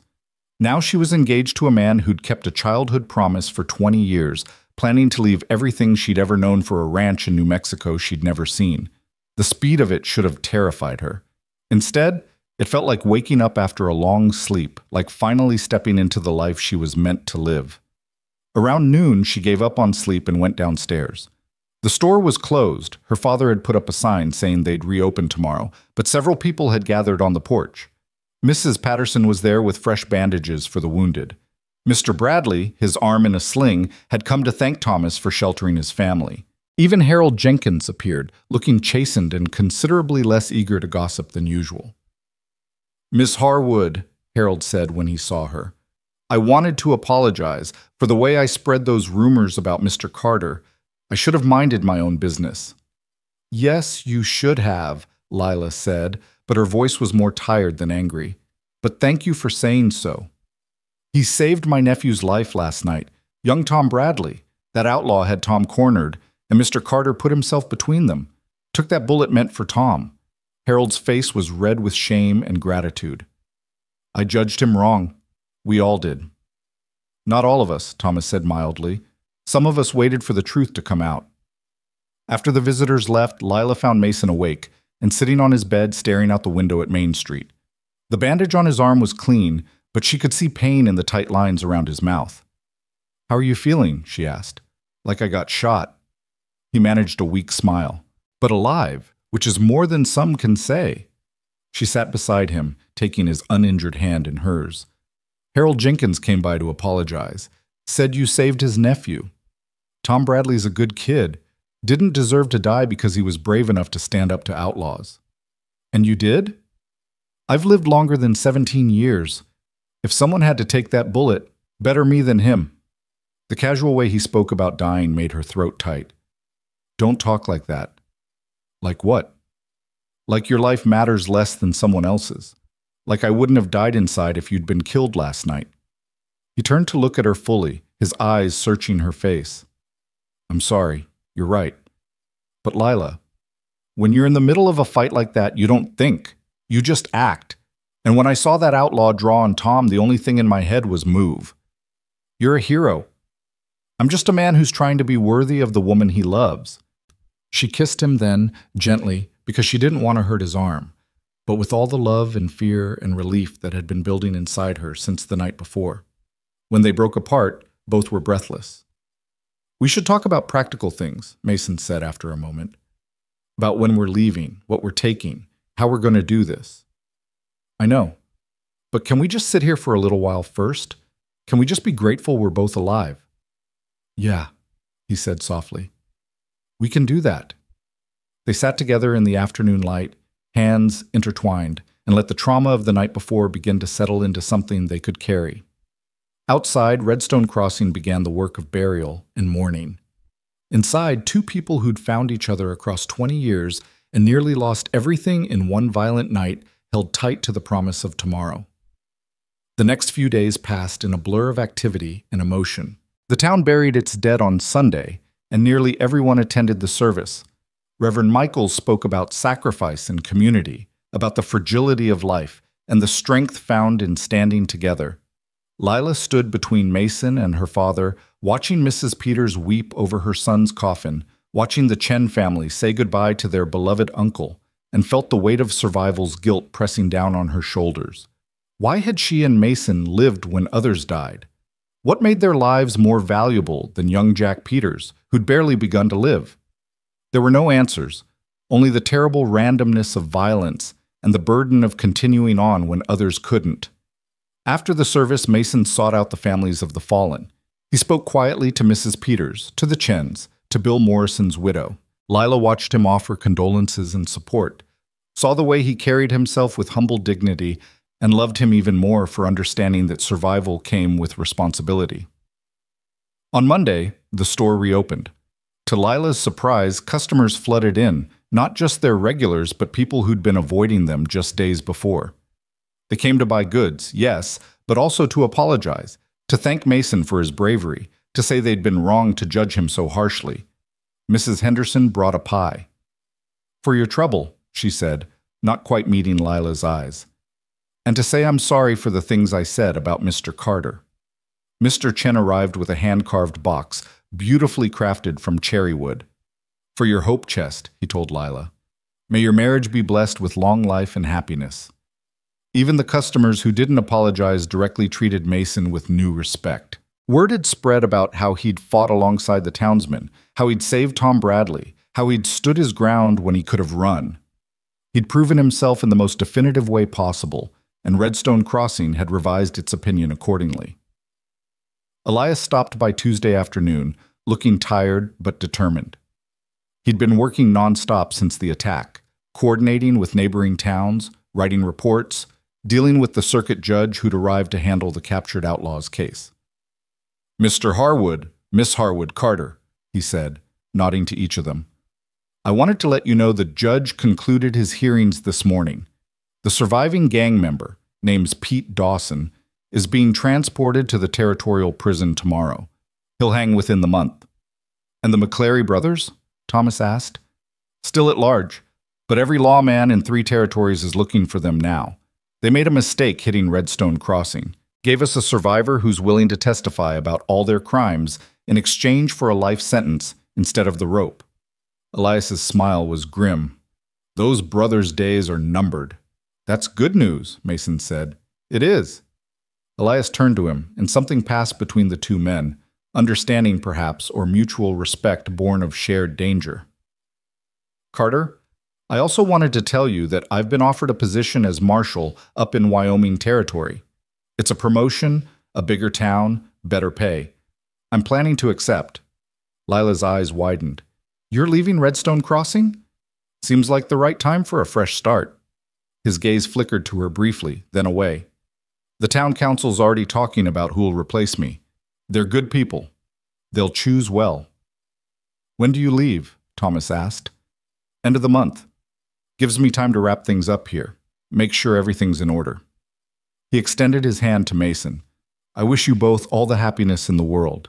And Carter, take care of her. She deserves the best." "I know she does," Mason said, shaking his hand. "And I plan to spend my life trying to be worthy of that." After Elias left, Lila found herself unexpectedly emotional. She'd never loved Elias, had never led him to believe she did, but there was something sad about watching him walk away, about knowing that her choice had altered the course of his life. "He's a good man," Mason said quietly. "He is. I wish things had been different for him. He'll find someone. A man like that, honorable, brave, decent. He won't be alone for long." Thomas cleared his throat. "Speaking of not being alone, when are you two planning to get married? Because if we're going to do this properly, we need to start making arrangements." The question shifted the mood immediately. Lila and Mason looked at each other, and she saw her own mix of excitement and nerves reflected in his eyes. "Soon," Mason said. "I need to get back to the ranch eventually. I've got men working for me, but I've been gone over a week now. They'll be wondering what happened." "How soon is soon?" Lila asked. 2 weeks? Is that enough time to plan a wedding?" "More than enough," Thomas said. "Especially if we keep it simple. Reverend Michaels can perform the ceremony. We'll have a small reception afterward. Nothing fancy, but nice." "I don't need fancy," Lila said. "I just need you," she told Mason. The days that followed were a whirlwind of preparation. Lila had to decide what to take with her and what to leave behind. Her mother's china, carefully wrapped. Her father's medical books from his time as a doctor before he'd bought the store. Her own clothes, linens, personal items. It was surprisingly difficult to reduce a lifetime to what could fit in a wagon. Mrs. Patterson insisted on making Lila's wedding dress and spent hours at the store taking measurements and discussing fabric. "Nothing too fancy," Lila said. "It needs to be practical, something I can wear again." "Every bride deserves to feel beautiful on her wedding day," Mrs. Patterson declared. "We'll make it practical and beautiful." Thomas threw himself into the work of preparing to sell the store. He'd already had offers. Mr. Chen was interested, as was a young couple who'd recently moved to town. The negotiations moved quickly. Thomas seemed relieved to be letting go, as if he'd been waiting for permission to stop carrying the weight of responsibility. "Are you sure about this, Pa?" Lila asked one evening as they went through inventory together. "You've run this store for 30 years. 32, actually, and yes, I'm sure. Lila, I'm 65 years old. I'm tired. And the thought of starting fresh somewhere new, of seeing what you and Mason build together, that excites me more than another year behind this counter ever could. What will you do at the ranch?" "Whatever needs doing. I can keep books, manage supplies, maybe teach some local children their letters if that school you're planning comes together. I'm not ready to sit in a rocking chair and wait to die, but I'm ready to slow down, to enjoy what time I have left." "Don't talk about dying." "It's not morbid, sweetheart. It's realistic. But I'll tell you this. I'd rather spend my final years on a ranch in New Mexico watching my daughter be happy than waste away in this store watching you sacrifice your dreams for me." They finished the inventory in silence, but it was a comfortable silence, full of understanding and love. Mason spent his days helping prepare for the journey while his arm healed. He checked on the horses he'd need to purchase, inspected wagons, calculated supplies. He was methodical and thorough, the same qualities that had helped him build his ranch from nothing. One afternoon, he and Lila took a walk to the oak tree. It had become their place, their refuge from the chaos of preparation and the curious eyes of the town. They sat beneath its spreading branches, and Mason pulled a small box from his pocket. "This isn't much," he said, opening it to reveal a simple gold band with a small stone set in it. "But I wanted you to have something, a symbol of what we're building together." The stone was turquoise, blue-green like water under sunlight. It was beautiful in its simplicity, far more meaningful than any elaborate diamond could have been. "Mason, it's perfect." He slipped it onto her finger. It fit perfectly, as if it had been made for her. "I bought it in Santa Fe 2 years ago, saw it in a jeweler's window, and thought of you. Thought of the promise I'd made. Thought maybe if I could just work up the courage to come back, I might get to put it on your finger someday." "You've been carrying this for 2 years?" "I've been carrying the memory of you for 20. 2 more years was nothing." She kissed him there under the oak tree where they'd first promised to love each other as children. The kiss was sweet and full of promise, a beginning rather than an ending. "Tell me more about the ranch," she said when they finally broke apart. "I want to know everything, every detail." So he told her. He described the house in greater detail, the wide plank floors he'd sanded himself, the stone fireplace he'd built from river rock, the windows that faced the mountains. He told her about the land, the cattle, the seasonal rhythms of ranch life. He described the creek where trout swam in silver schools, the meadow that filled with wildflowers in spring, the way the mountains turned purple at sunset. "There's a spot about a mile from the house," he said, his voice taking on a dreamy quality. "Up on a small rise. You can see the whole valley from there. First time I saw it, I thought, this is where I'll bring Lila. This is where I'll show her that I kept my promise." "When we get there," Lila said, "that's the first place I want to see. Then that's where we'll go. First thing." They talked until the sun began to set, making plans and sharing dreams. Lila told him about her hope to start a school, about teaching children who might not otherwise get an education. Mason told her about his plans to expand the ranch, about breeding better cattle, about building something that would last for generations. "Our children will grow up there," Lila said, and it wasn't a question. "As many as you want. We've got space for a dozen if you're willing." She laughed. "Let's start with 1 or 2 and see how we manage." "Fair enough." He pulled her close, and they watched the sunset together, the sky turning gold and pink and purple. "Are you scared? About leaving?" "Terrified," she admitted, "but also excited, also ready. Does that make sense?" "Perfect sense. I'm scared too. Scared I'll disappoint you. Scared the ranch won't be what you hoped. Scared I'll wake up and this will all have been a dream." "It's not a dream. It's real. We're real." "Yeah," he said softly. "We are." The wedding was planned for Saturday, exactly 2 weeks after Mason had first walked back into Lila's life. The whole town was invited. It seemed churlish not to, especially after everyone had fought together against the McClary gang. Mrs. Patterson finished the dress on Wednesday, and when Lila tried it on, she barely recognized herself in the mirror. The dress was simple but elegant, cream-colored with delicate embroidery at the neckline and cuffs. It fit perfectly, making Lila look both beautiful and practical, ready for a life that would involve hard work alongside the romance. "You look like a bride," Mrs. Patterson said, her eyes misty. "A real bride." "Thank you," Lila said, hugging the older woman impulsively. "For everything, for the dress, for the kindness, for believing in us." "I should be thanking you, dear. Watching you two has reminded this whole town what it means to keep a promise, what it means to fight for love. We needed that reminder." Thursday brought the final sale of the store. Thomas had accepted Mr. Chen's offer, and the paperwork was signed in the presence of the town's lawyer. Mr. Chen would take possession on Monday, giving Thomas and Lila time to pack their personal belongings and say their goodbyes. "It's strange," Thomas said that evening as they closed the store for the last time as owners. "I thought I'd feel sad, but mostly I feel relieved, ready." "I'm glad, Pa. I want you to be happy." "I am happy. For the first time in years, I'm genuinely happy. Your mother would have loved this, all of it. The romance, the adventure, the new beginning. She always said we stayed in Redstone Crossing too long, got too comfortable. I think she'd be glad we're finally taking a risk."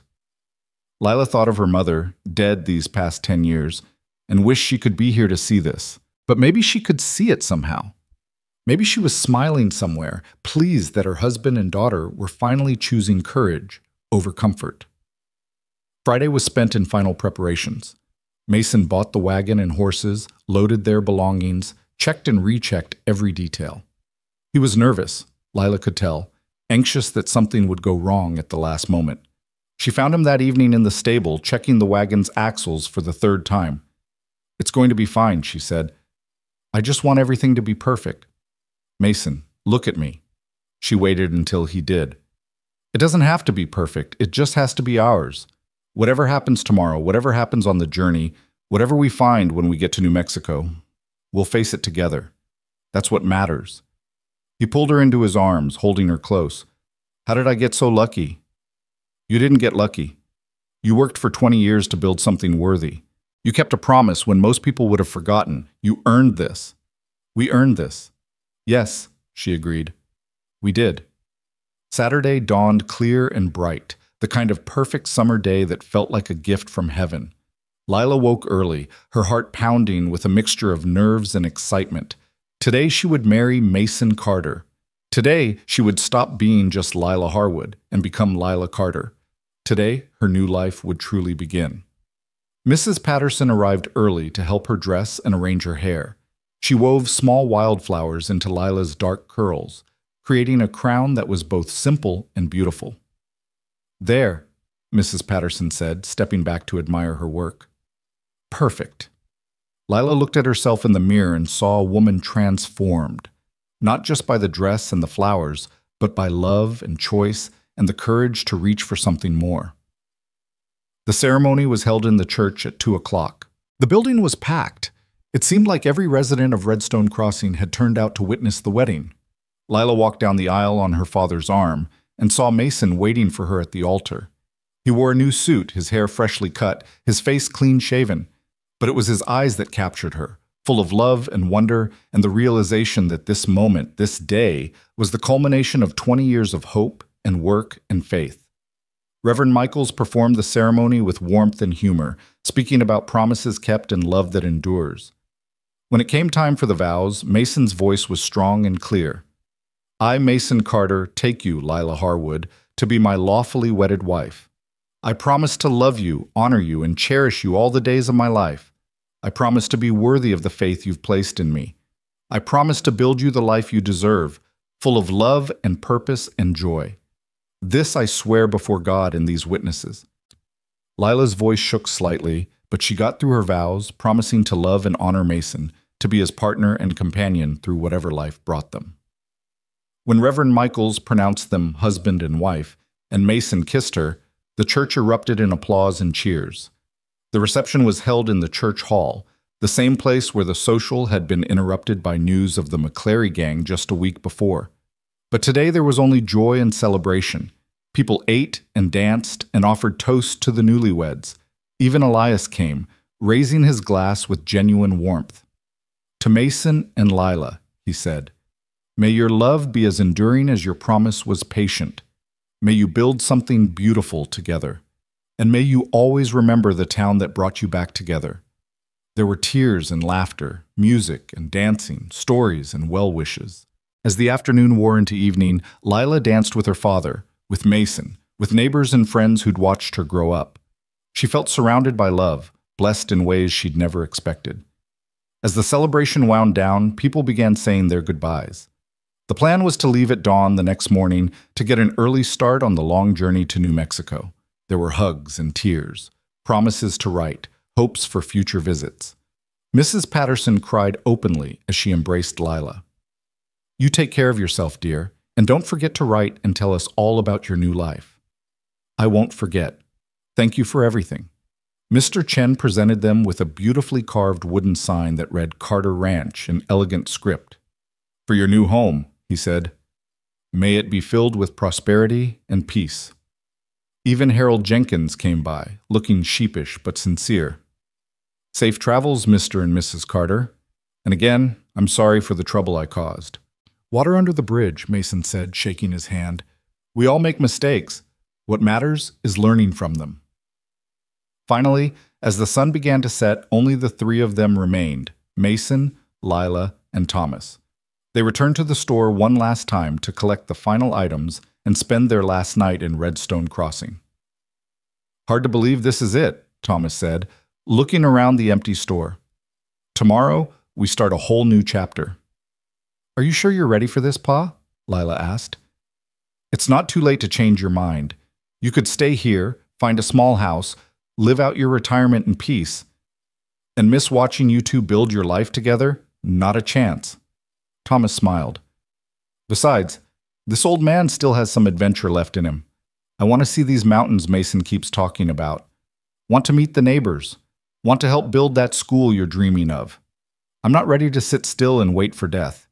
Not yet." They spent their last evening in the store sharing memories and making plans. Thomas told stories about Lila as a child, about her mother, about the early days of the store.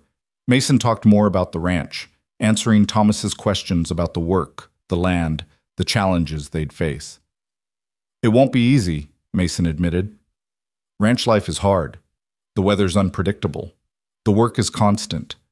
There will be days you wonder why you left the comfort of town for this. But there will also be days when you stand on that rise and look out at your land and feel grateful for every sacrifice, Thomas said. I may not have ranched, but I've lived long enough to know that anything worth having comes with challenges. Spoken like a wise man, Mason said. Spoken like an old man, Thomas corrected with a smile. There's a difference. As night fell, Mason and Lila walked one last time to the oak tree. It stood dark against the starlit sky, ancient and enduring, a silent witness to their story. 20 years, Mason said, reaching up to touch the bark. I stood here 20 years ago and promised to come back, and here I am. Here we are, Lila corrected. Together. Together. He pulled her close. Are you ready for this? Really ready? Because once we leave tomorrow, there's no going back. Everything changes. I'm ready. I've never been more ready for anything in my life. They stood there holding each other, and Lila thought about all the years of waiting, all the quiet resignation, all the dreams she'd tucked away in the corners of her heart. Mason had returned and brought those dreams back to life. He'd proven that promises could be kept, that love could endure, that sometimes the stories that seemed too good to be true were actually just true. Thank you, she whispered. For what? For coming back, for keeping your promise, for giving me this hope, this future, this love. Thank you for not forgetting the girl under the oak tree. I could never forget her.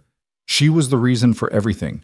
Every hard day, every setback, every moment I wanted to give up, I thought of her, thought of you, and I kept going. They walked back to the store hand in hand, ready for one last night in Redstone Crossing. Tomorrow they would begin their journey. Tomorrow they would leave behind everything familiar and strike out toward the unknown. But tonight they had each other, and that was enough. In the small room above the store, Lila lay awake long after Mason had fallen asleep beside her. She listened to his breathing, felt the warmth of him, and marveled at how completely her life had changed in just 2 weeks. She thought about the woman she'd been, resigned, dutiful, quietly heartbroken. That woman felt like a stranger now. In her place was someone braver, someone willing to risk everything for love and possibility. She thought about the journey ahead, about the ranch she'd never seen, about the life they'd build together.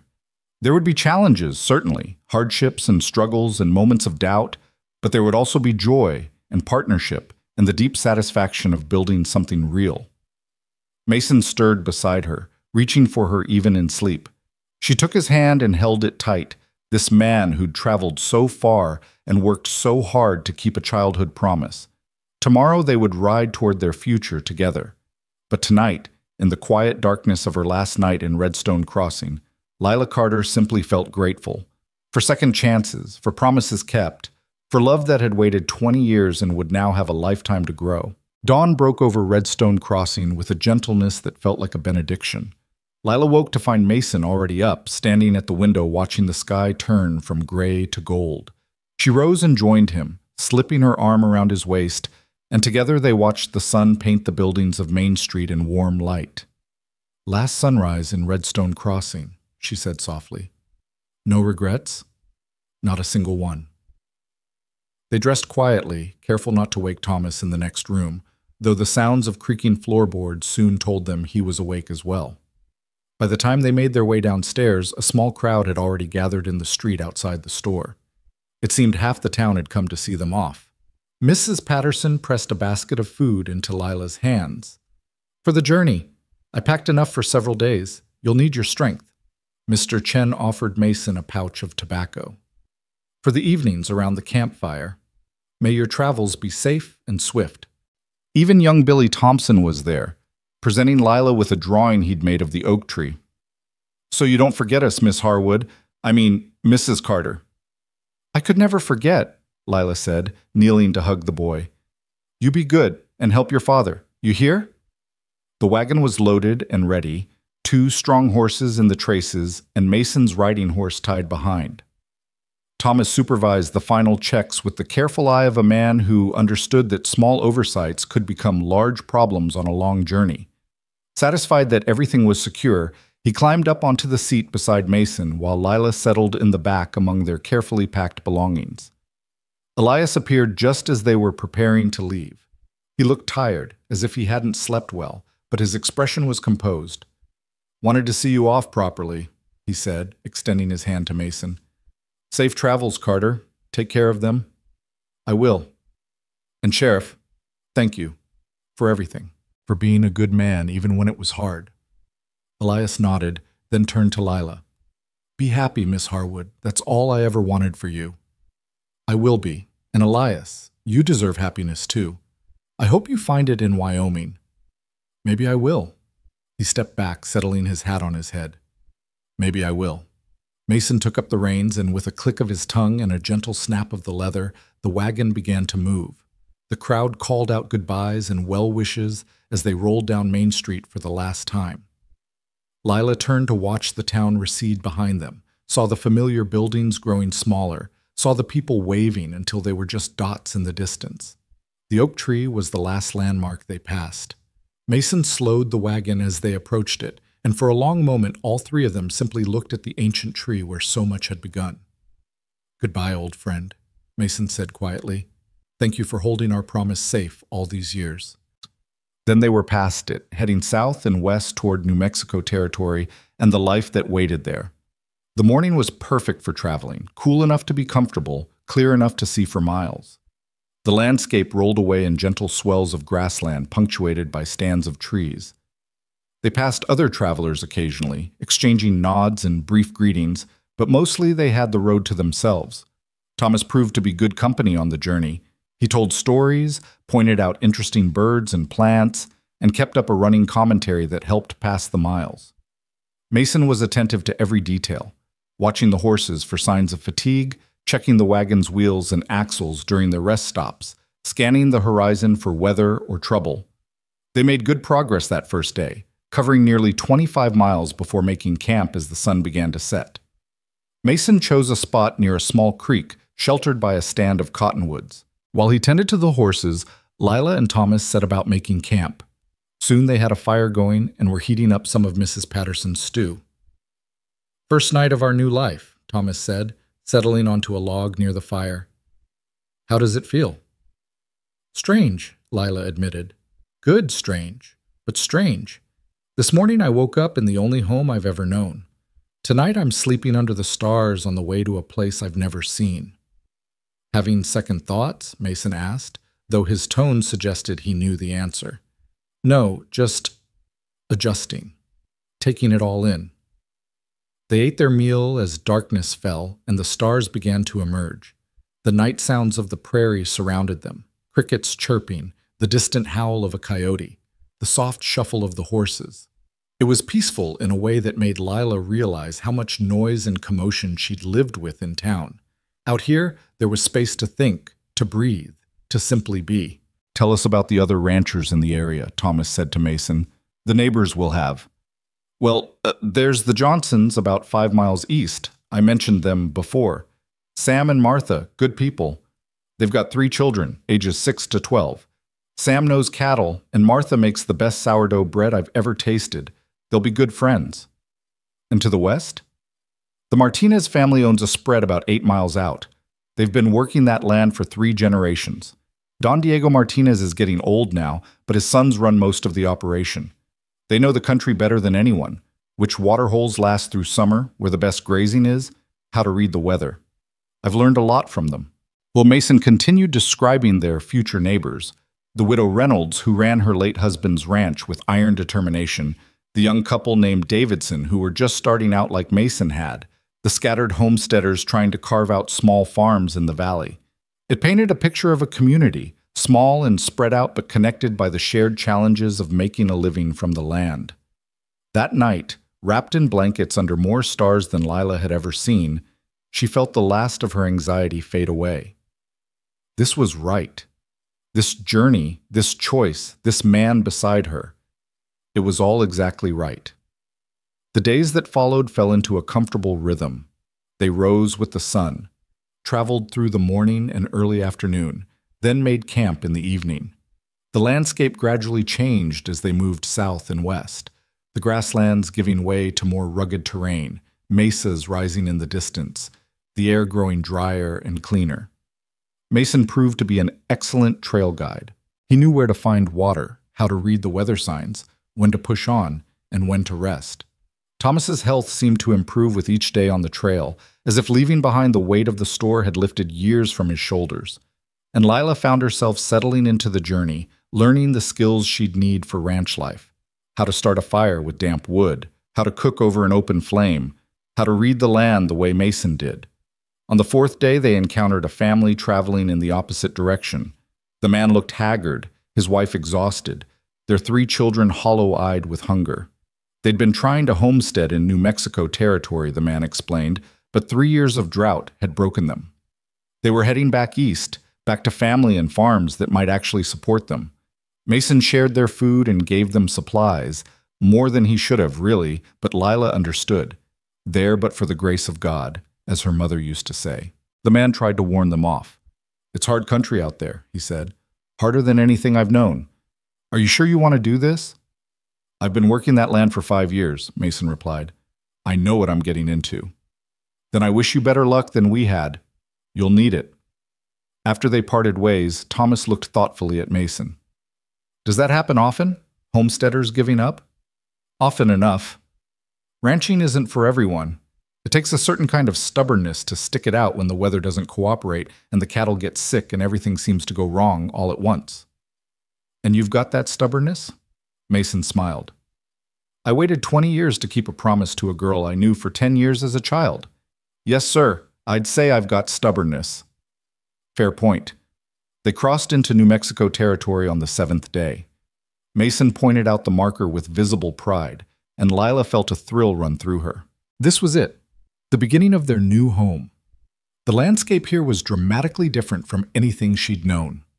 Red rock formations jutted from the earth like ancient monuments. Mountains loomed in the distance, their peaks still holding snow despite the summer heat. The sky seemed bigger somehow, more vast and endless.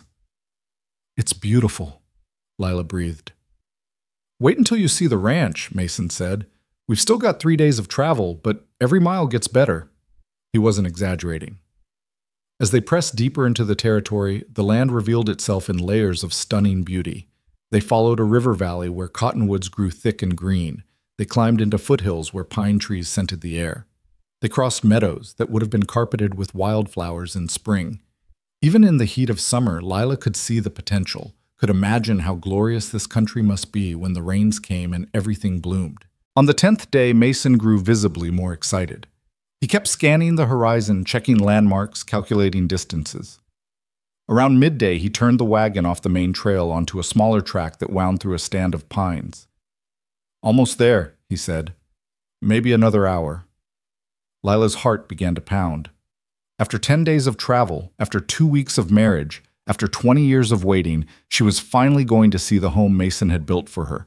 She found herself both eager and terrified, hoping it would live up to the picture he'd painted, hoping she could be the partner he needed in this new life. They crested a rise and Mason pulled the wagon to a stop. "There," he said simply. "There it is." Lila stood up in the wagon bed to get a better view, and her breath caught in her throat. Before them spread a valley more beautiful than anything she'd imagined. Green grass rippled in the breeze. A creek wound through it like a silver ribbon, catching the sunlight. Cattle grazed peacefully in groups scattered across the meadow. And there, on a gentle rise overlooking it all, stood the house. It was exactly as Mason had described, 2 stories of honey-colored pine, a wide porch wrapping around 3 sides, windows that gleamed in the afternoon sun. Mountains rose behind it, purple and majestic against the endless blue sky. The whole scene looked like something from a painting, almost too perfect to be real.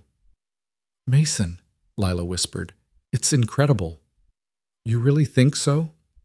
His voice held a note of vulnerability that made her love him even more. "It's not fancy like some of the ranches in Texas, but it's perfect. It's absolutely perfect." Thomas let out a low whistle. "Son, you've built something special here, something real." Mason's smile was pure relief and pride. "Come on, let me show you your new home." As they descended into the valley, several riders appeared from various directions, ranch hands coming to greet their returning boss. Mason introduced them one by one. There was Miguel, the foreman, a man in his 50s with a weathered face and kind eyes. His son Carlos, barely 20 but already a skilled horseman. Old Pete, who'd worked cattle for 40 years and knew more about the business than Mason ever would. And young Tommy Chen, the nephew of Mr. Chen from Redstone Crossing, who'd come west to find his fortune and found work instead. "Mr. Carter," Tommy called out, we were starting to worry. You said 2 weeks and it's been near 3. "Had some complications," Mason said. "Good ones, as it turns out. Tommy, I'd like you to meet my wife, Lila, and her father, Thomas Harwood." Tommy's face split into a huge grin. "Wife? Mr. Carter, that's wonderful. Uncle Chen will be so pleased when he hears. And Mr. Harwood, any relation to Thomas Harwood, who runs the general store in Redstone Crossing? One and the same, though I've sold it now. Came west to help these two build their life."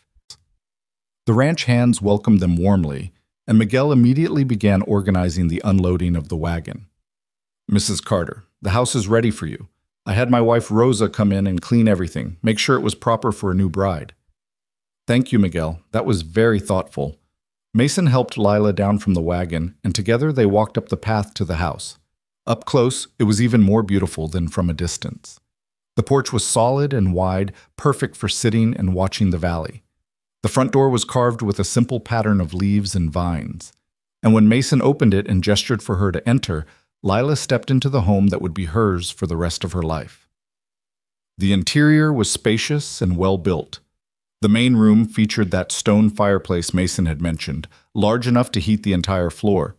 Windows on multiple walls filled the space with light. The kitchen was well appointed with a cast-iron stove, work surfaces, and storage. Upstairs were 4 bedrooms, just as he'd promised, each with windows that framed different views of the valley and mountains. "The master bedroom overlooks the east," Mason said, leading her to the largest room. "So you can watch the sunrise if you want. And from the west window, you can see the sunset. I wanted you to have both." Lila walked to the east window and looked out at the valley spreading below, at the mountains in the distance, at the endless sky. It was overwhelming in the best possible way. So much space, so much beauty, so much possibility. "What do you think?" Mason asked, and she heard the nervousness in his voice, the fear that somehow this wouldn't be enough. She turned to face him, tears streaming down her cheeks. "I think you kept your promise. I think you built exactly what you said you would. I think—" Her voice broke. "I think I'm home." He crossed the room in 2 strides and pulled her into his arms, holding her as she cried happy tears into his shirt. Behind them, Thomas cleared his throat from the doorway. "I'll just go help the boys unload the wagon," he said tactfully. "Give you 2 a moment." After he left, Mason and Lila stood together at the window, his arms around her, her back against his chest, both of them looking out at the land that was now theirs. "I love you," Mason said. "I've loved you since we were 10 years old, and I'll love you until I die." "I love you too. And Mason, thank you. Thank you for not forgetting. Thank you for building this. Thank you for coming back. Best decision I ever made." They spent the rest of the afternoon settling in. The ranch hands helped carry furniture and boxes into the house. Miguel's wife Rosa appeared with her daughters, bringing food and offering to help organize the kitchen. The house quickly came alive with activity and warmth, transforming from an empty structure into a home. As evening approached, Miguel called everyone together for a celebration dinner. The ranch hands had prepared a feast: roasted beef, beans, fresh bread, vegetables from Rosa's garden. They ate on the porch as the sun began to set, painting the mountains in shades of gold and orange and purple. "A toast," Miguel said, raising his cup, "to Mr. and Mrs. Carter. May your home be filled with love, your herd increase, and your life together be long and prosperous." "Hear, hear," the others echoed. Thomas stood as well. "I'd like to add something, if I may. I've known my daughter her entire life, watched her grow from a little girl into the remarkable woman she is today. I've seen her sad and resigned, dutiful but not happy. But these past few weeks, I've seen her truly alive for the first time in 20 years. Mason Carter, you brought my daughter back to life. You gave her hope and love and a future worth having. For that, you have my eternal gratitude and my deepest respect. Welcome to the family, son." There wasn't a dry eye on the porch.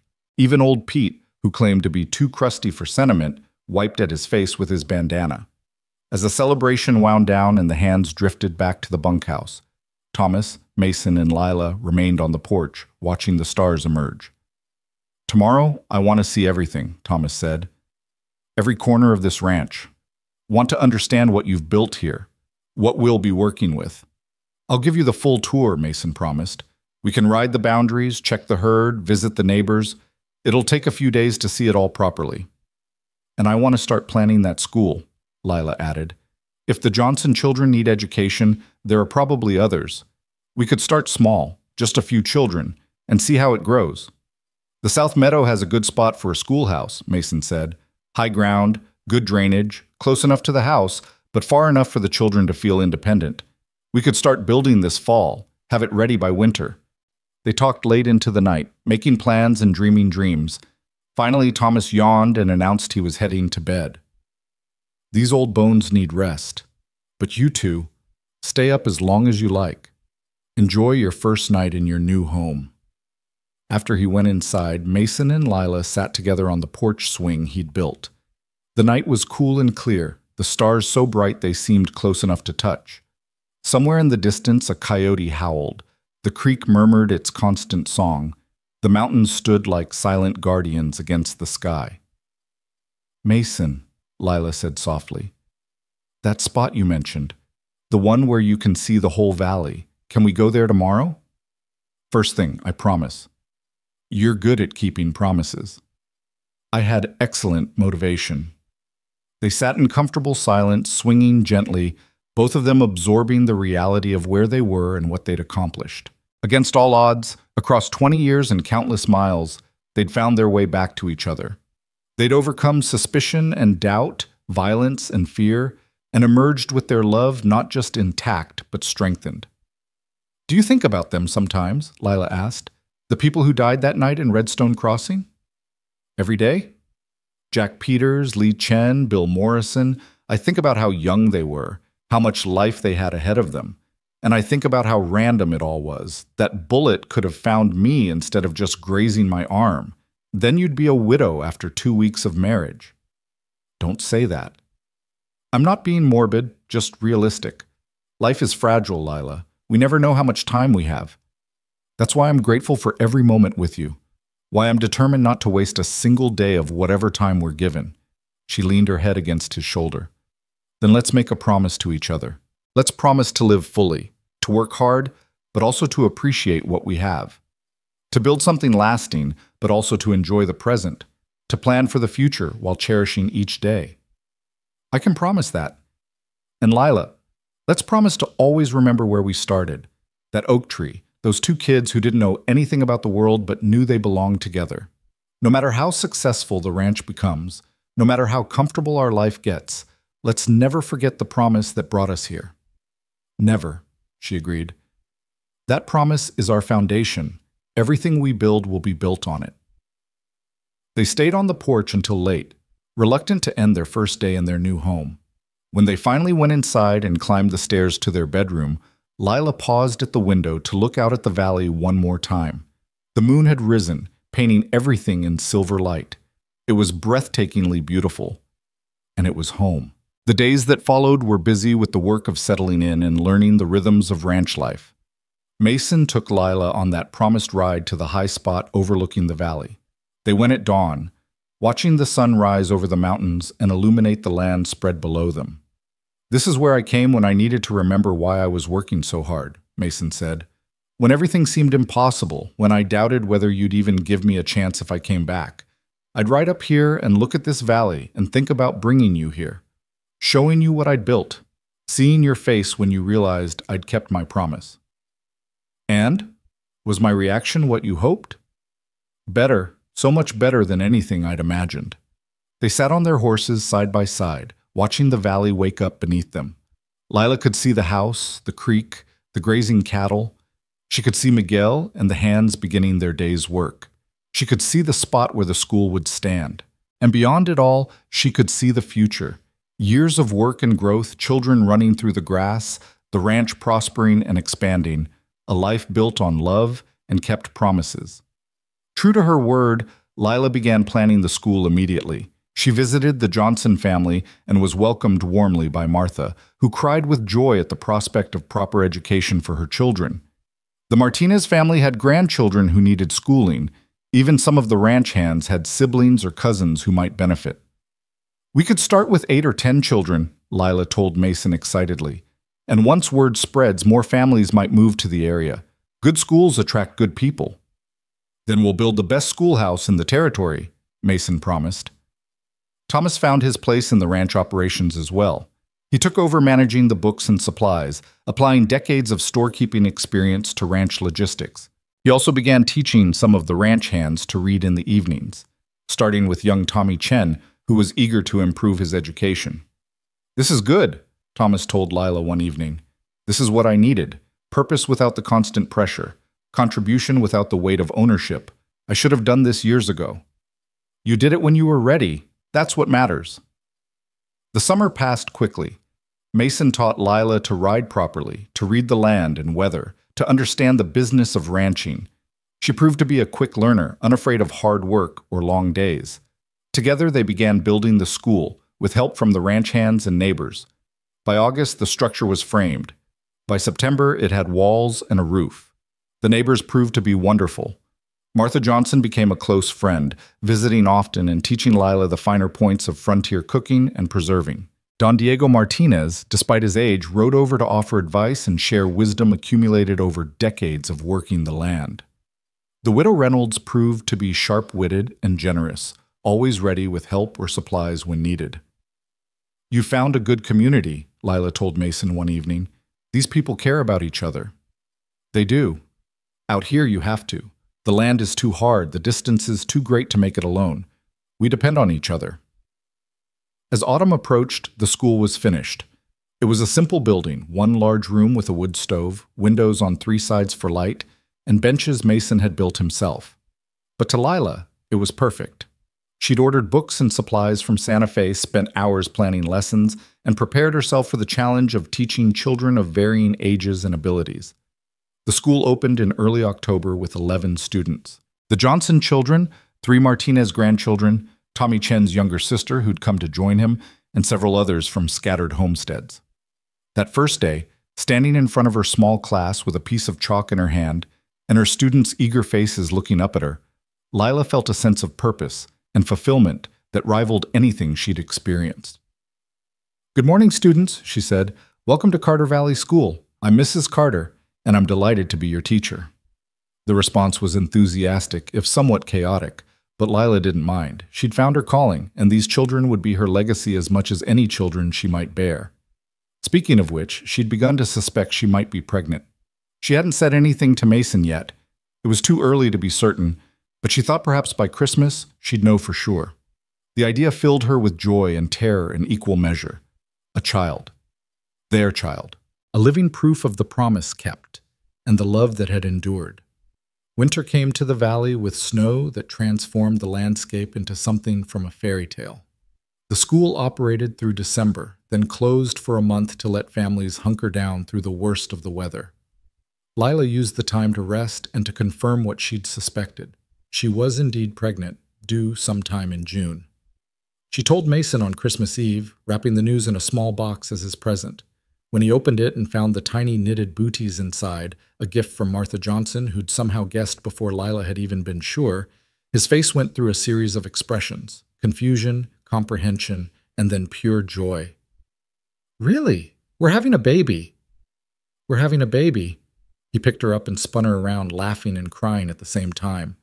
Thomas, watching from his chair by the fire, had tears streaming down his face.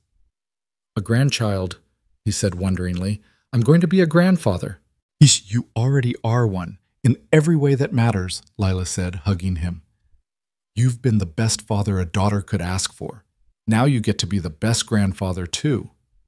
That winter was hard but wonderful.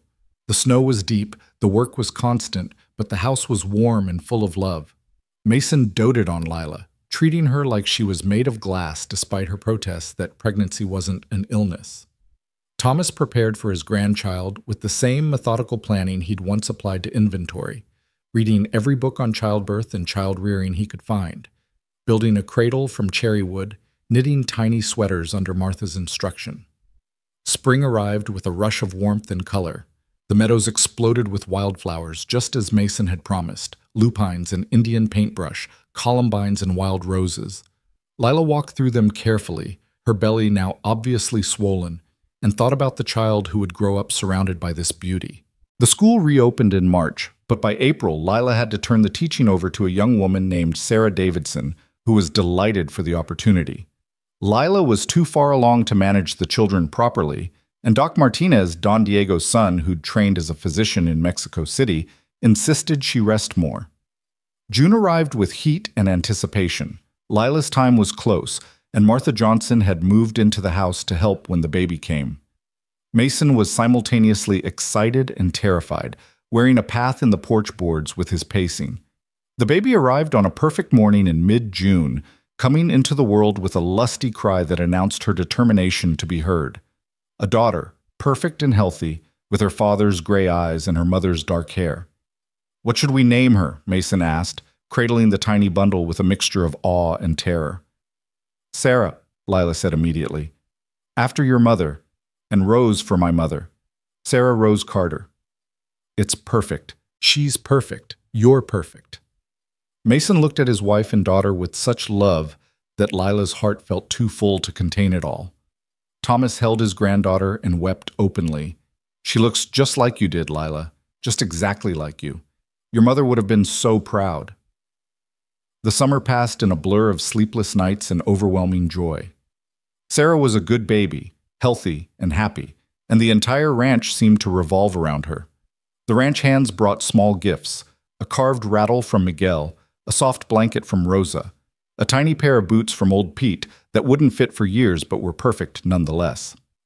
In August, Lila received a letter from Redstone Crossing. Mrs. Patterson wrote to share news. Elias had gotten married in Wyoming to a widow with 2 young children and seemed very happy. Mr. Chen's son had taken over running the store and was doing well. The town had recovered from the McClary gang attack, and a new deputy had been hired to replace Elias. Everyone sent their regards and wanted to know about the baby. Lila wrote back that evening, describing Sarah in detail, talking about the ranch and the school and the life they'd built. She tried to convey how grateful she was, how perfect everything had turned out, how worth it the risk had been. But words felt inadequate to express the fullness of her happiness. That fall brought another surprise. Lila discovered she was pregnant again. Mason was delighted, though concerned about how close together the babies would be. "Irish twins," Martha said with a laugh. "That's what they call them. You'll have your hands full, but they'll be close, those two. Best friends from the start." The second baby, a boy, was born the following May. They named him Thomas Mason Carter, Thomas for his grandfather, Mason for his father. Where Sarah was serious and contemplative, little Tommy, as they immediately began calling him, was all smiles and mischief. "We're going to have our hands full with this one," Mason predicted, watching his infant son charm everyone who held him. "We certainly are," Lila agreed, "but I wouldn't have it any other way." The years that followed were full and rich. The ranch prospered under Mason's careful management, the herd growing year by year. The school expanded, eventually requiring a second teacher. More families moved to the valley, drawn by good land and good schools. A small town began to take shape around a crossroads about 3 miles from the ranch. Nothing as large as Redstone Crossing, but enough to support a general store, a church, and a blacksmith. Thomas lived to see his grandchildren grow into childhood, watching Sarah learn to read and Tommy learn to ride. He died peacefully in his sleep one winter night when Sarah was 5 and Tommy 4. They buried him on that high spot overlooking the valley, the place Mason had gone to remember his promise. It seemed fitting that Thomas should rest there, watching over the land and the family he'd helped create. "He was so happy here," Lila said at the funeral, standing between her husband and children. "These last years were the best of his life. He told me that more than once." "He was a good man," Mason said. "The best father-in-law I could have asked for, and a wonderful grandfather." "Grandpa Thomas is with Grandma Rose now," Sarah said with the simple faith of a child. "They're watching over us." "Yes, sweetheart," Lila said, pulling her daughter close. "That's exactly right."